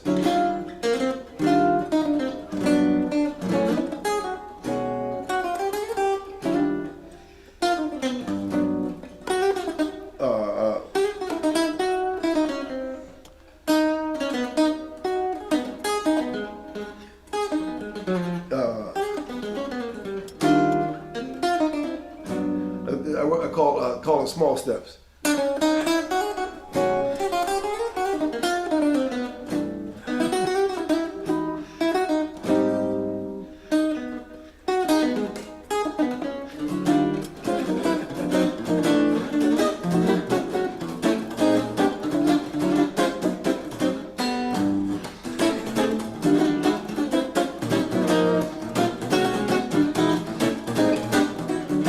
It's just 16 bars like that. But the line stands. The line is a melody on its own, not like just a riff that fits on top of the chords. Yeah. Something that simple. And so I think that's why a lot of the oldest songs that I wrote back then, I just stopped playing. Plus, I played them to death. Yeah. Right. It's really nice to receive your compliment. That's awesome. Thank you. I appreciate it. Yeah. That was No, nice. right. Playing is one thing, but then when you play your own song, if somebody doesn't like that, you really suck, right? That's right. Yeah. Yeah. I remember I was talking to the guys in Spyro Gyro once, and I said, "You guys playing Little Linda? Remember that tune?"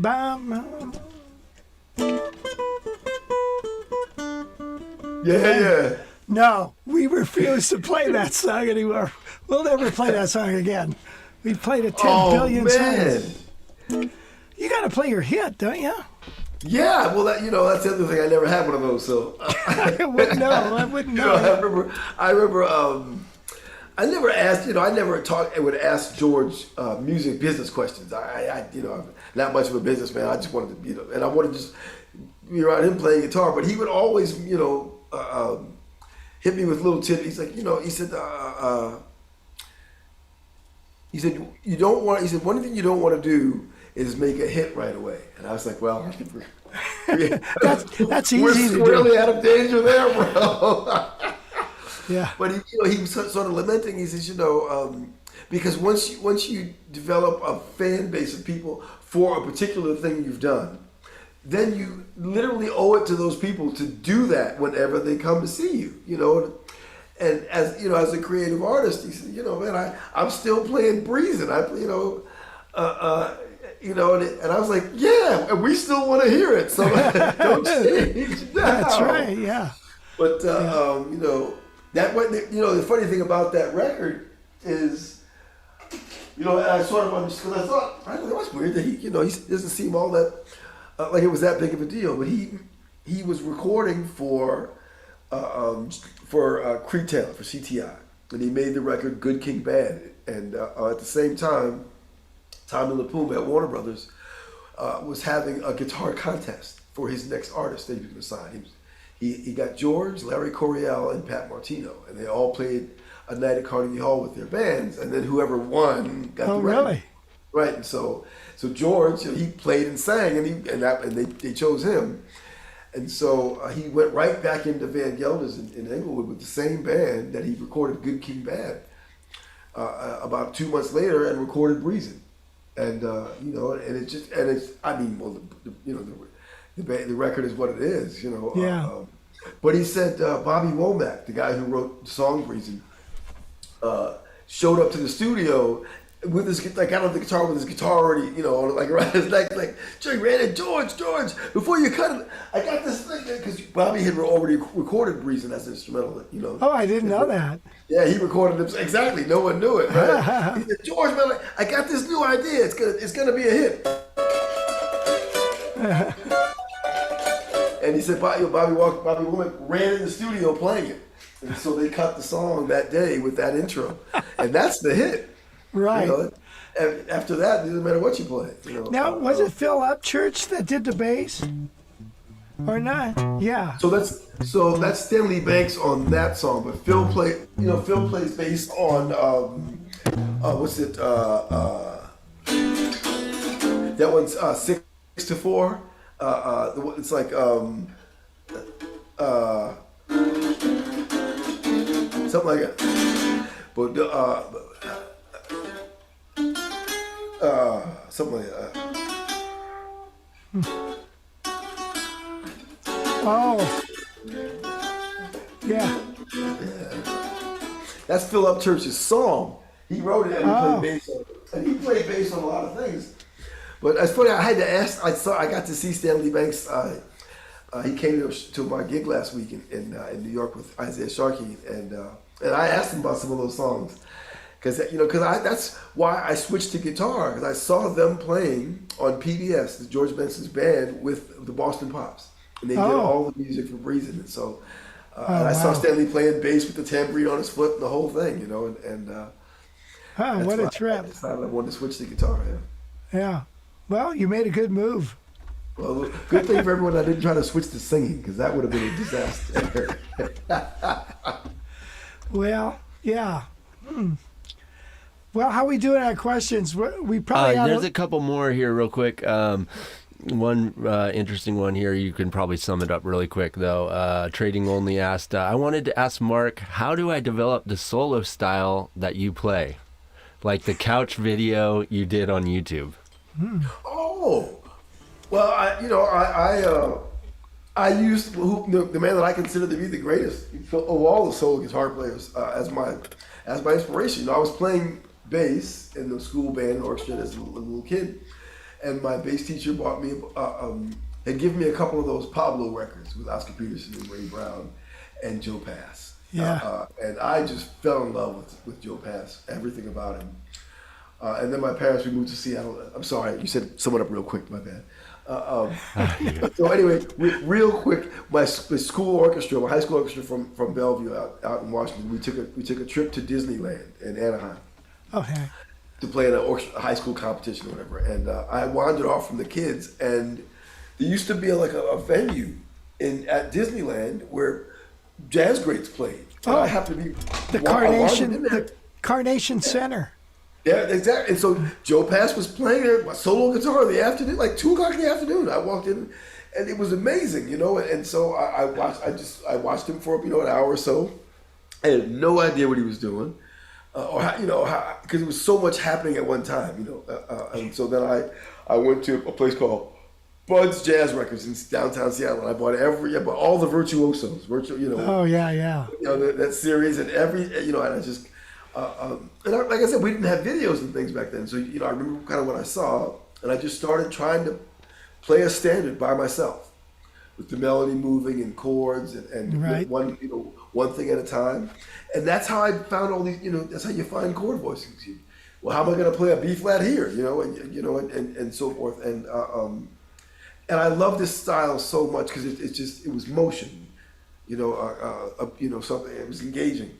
Yeah. And so I just have always done it, and so it's gotten better over time, having to do it in front of Jimmy Smith's audience by myself, that accelerated the process, for sure. But I guess the short answer is you pick a tune, you play the melody, on the top two strings, for instance, and find a way to just include the harmony. and then and extend that to adding a bass note, and playing a full chord, and with the intention, and of course you're a master of this. The intention is we get away from chord form and shapes, and start seeing the fretboard like a keyboard. You have the essential notes you need, and then and then that unlocks the maze, and so you get away from the Mel Bay, advanced guitar technique, block chords, right? And so that's the big. I think that's the easiest way. You just kind of just work through it, and it becomes. And then you find standards and such. They're mostly formulaic in terms of the way the harmony moves and things. And so once you develop a few devices, you can use those for more than one thing, and then you build on it from there. Yeah, good answer. Good. Nice. And then Jay Wonderful asks, can you, what guitar did you play on the True Blue album? It's amazing. Thank you. That was that L5, the floating pickup L5. Oh, nice. And the thing that really set that off, because we talked about that, the limited dynamic range of the floating pickup, or how hard it was to sing on top of the band. I had I'm very close to Kevin Eubanks. From the time he helped me with my harmony, and at that time he was playing on the Tonight Show.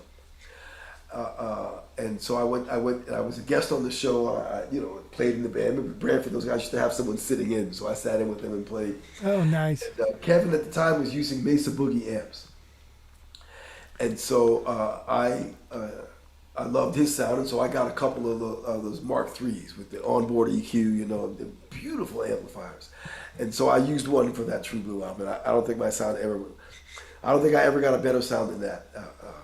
That guitar and that amp, that day was great. Nice, yeah. Nice. Oh, cool. And then Lakovis asks, well, you did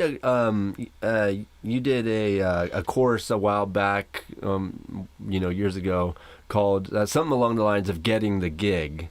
Is that right? No? Not that I Okay. That sounds like something I might have been asked to do. Or like I don't know. I thought I sounds familiar, but yeah.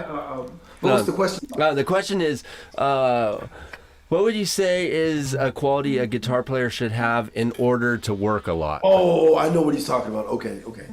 So yeah, well, I think everything that that Wes talks about. You were a working musician. As a guitar player, you have to make sure that you're prepared to eliminate all of the stereotypical things we do wrong, right? Guitar players don't read well, especially single notes, because you show up and everyone's got chords and slashes, right? And so, right. So we don't read well. We play too loud. We play too fast. I remember, and so and learning how to accompany a singer or accompany a soloist, so that you can be an alternative to hearing the piano. Those are some of the things that I had to learn on the fly. But I'm just grateful that I was prepared to learn. I toured with the great Carmen McRae for a short time in 1991. Wow. Because she and Roy Hargrove had the same manager, and I was in Roy's band. We opened for Carmen, and she just was like, "Hey, see if that kid will come. Tell him I want to take him on the road." And so we went to Japan, right? It was Carmen, right? So she had a great trio, and I had heard the records that Joe Pass had played on, and I figured, I'll just come out and take some solos and hide in the background. This will be awesome. And of course, that wasn't it at all. We started the first night we started the concert out, just the two of us sitting on two stools in the front of the stage, no band. Oh, jeez.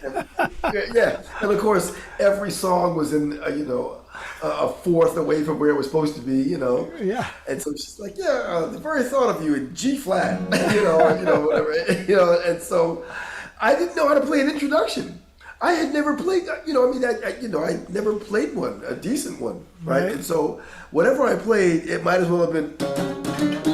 You know, right? And so she looked at me and she just smiled and she said, "I'll wait." You know, she said, "You'll be okay." And so that was mildly embarrassing, which got kind of got my attention. And so playing an intro, an outro, playing the melody, learning the melody to a song and being able to play it in more than the register you learned it in, an octave up, an octave lower. Learn how to play harmony. You know, when you play a horn, and you've been in a big band, you're familiar with playing harmonies.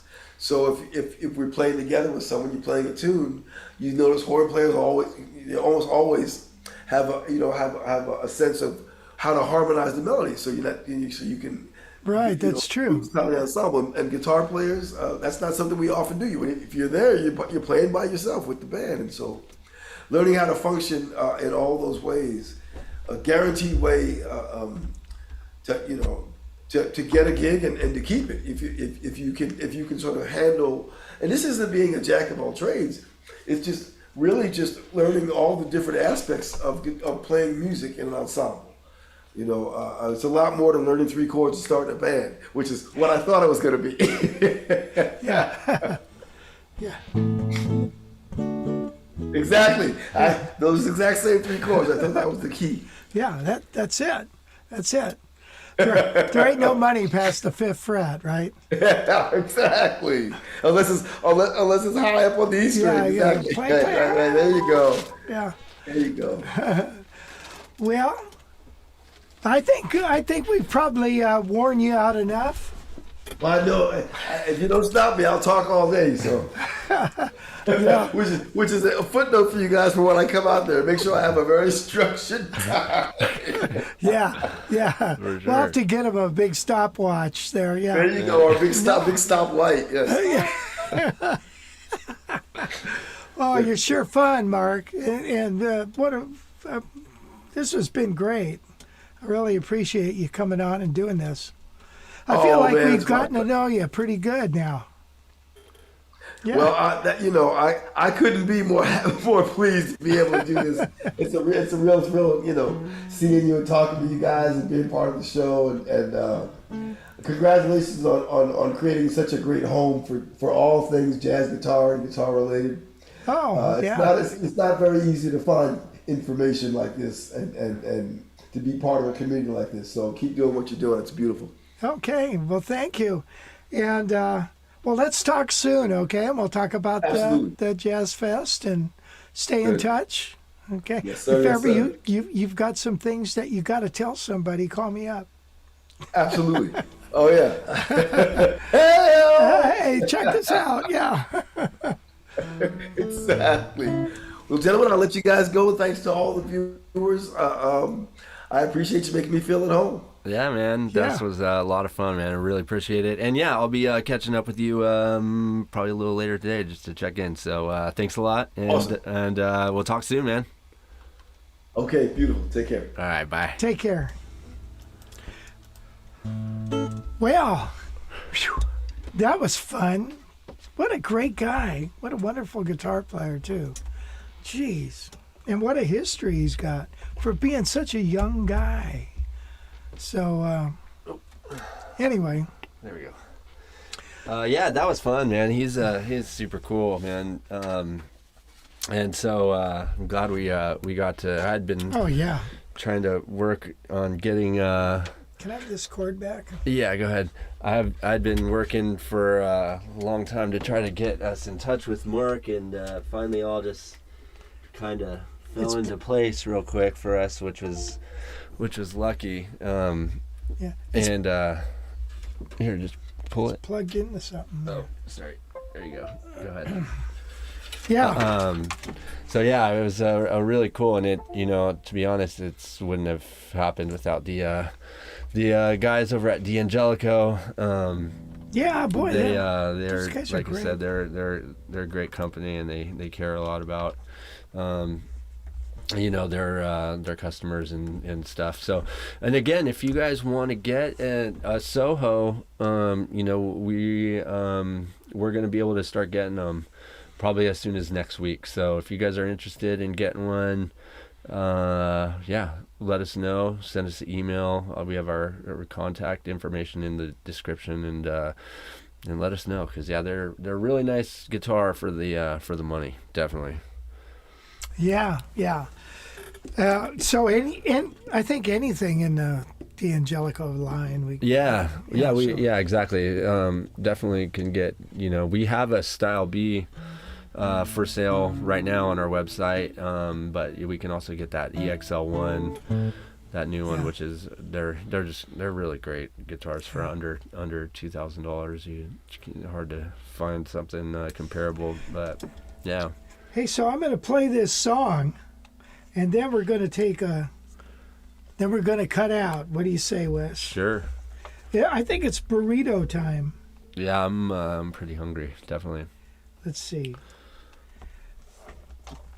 And again, Mark's gonna come to the Central Coast Jazz Guitar Fest. So, man, I'm telling you guys, this is gonna be one heck of a hangout for sure. It's just gonna be a blast. I have a feeling it's going to go by like that, snap of the finger, and then we're going to say, gosh, let's do that again. Right. I mean, you're not going to want it to end. That's kind of how it was the first one, and this, like I said, this one's going to be even bigger. We've got a huge venue, really nice place to hang out, and really reasonable hotel rates.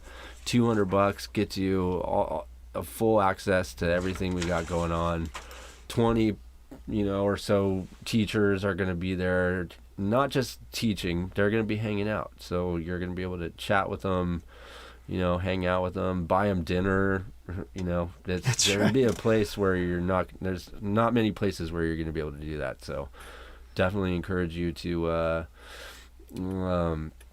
get your ticket. And on top of that, there's going to be tons of sweet guitars around too. Oh, yeah. Makers that are coming, like Marchione and LHT guitarist Tyler Wells, Otto D'Ambrosia. Yeah, I mean he's a designer for Eastman, but he has his own line of handmade archtop. I mean, just stuff you're not going to be able to see really, other than like one or two other places every year. So get your ticket at jazzguitarfest.com, and you have until December 1st to get the early bird special.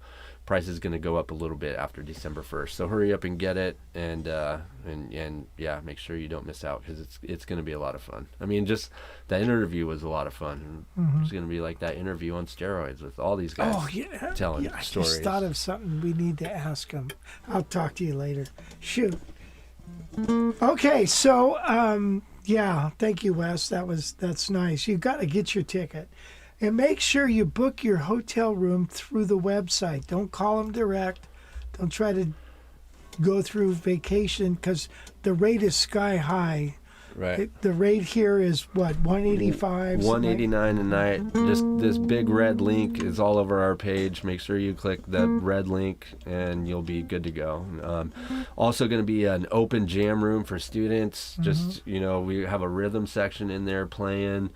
Some of the teachers are going to be able to go into the jam room and watch the students jam, maybe give some pointers and stuff like that. We're trying to think of everything we can to make it as fun as possible. So definitely be prepared to have some fun. Okay, it is Halloween. Yeah, here we go. Is this track working? It should be.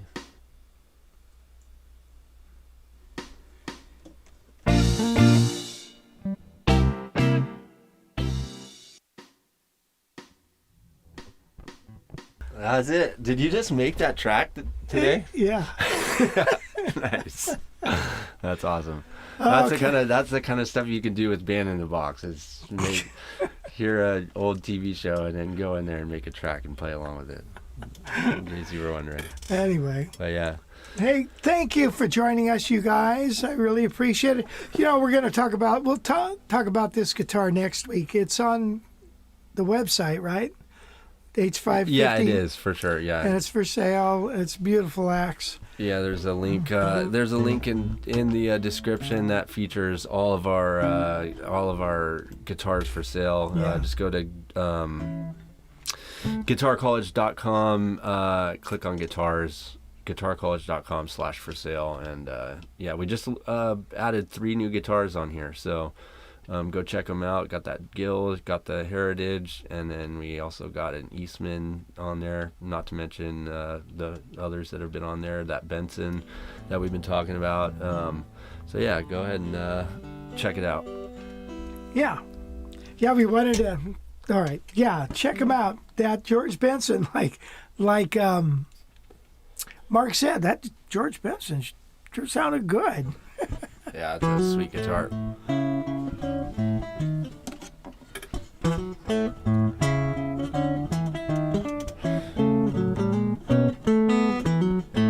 This is our theme song.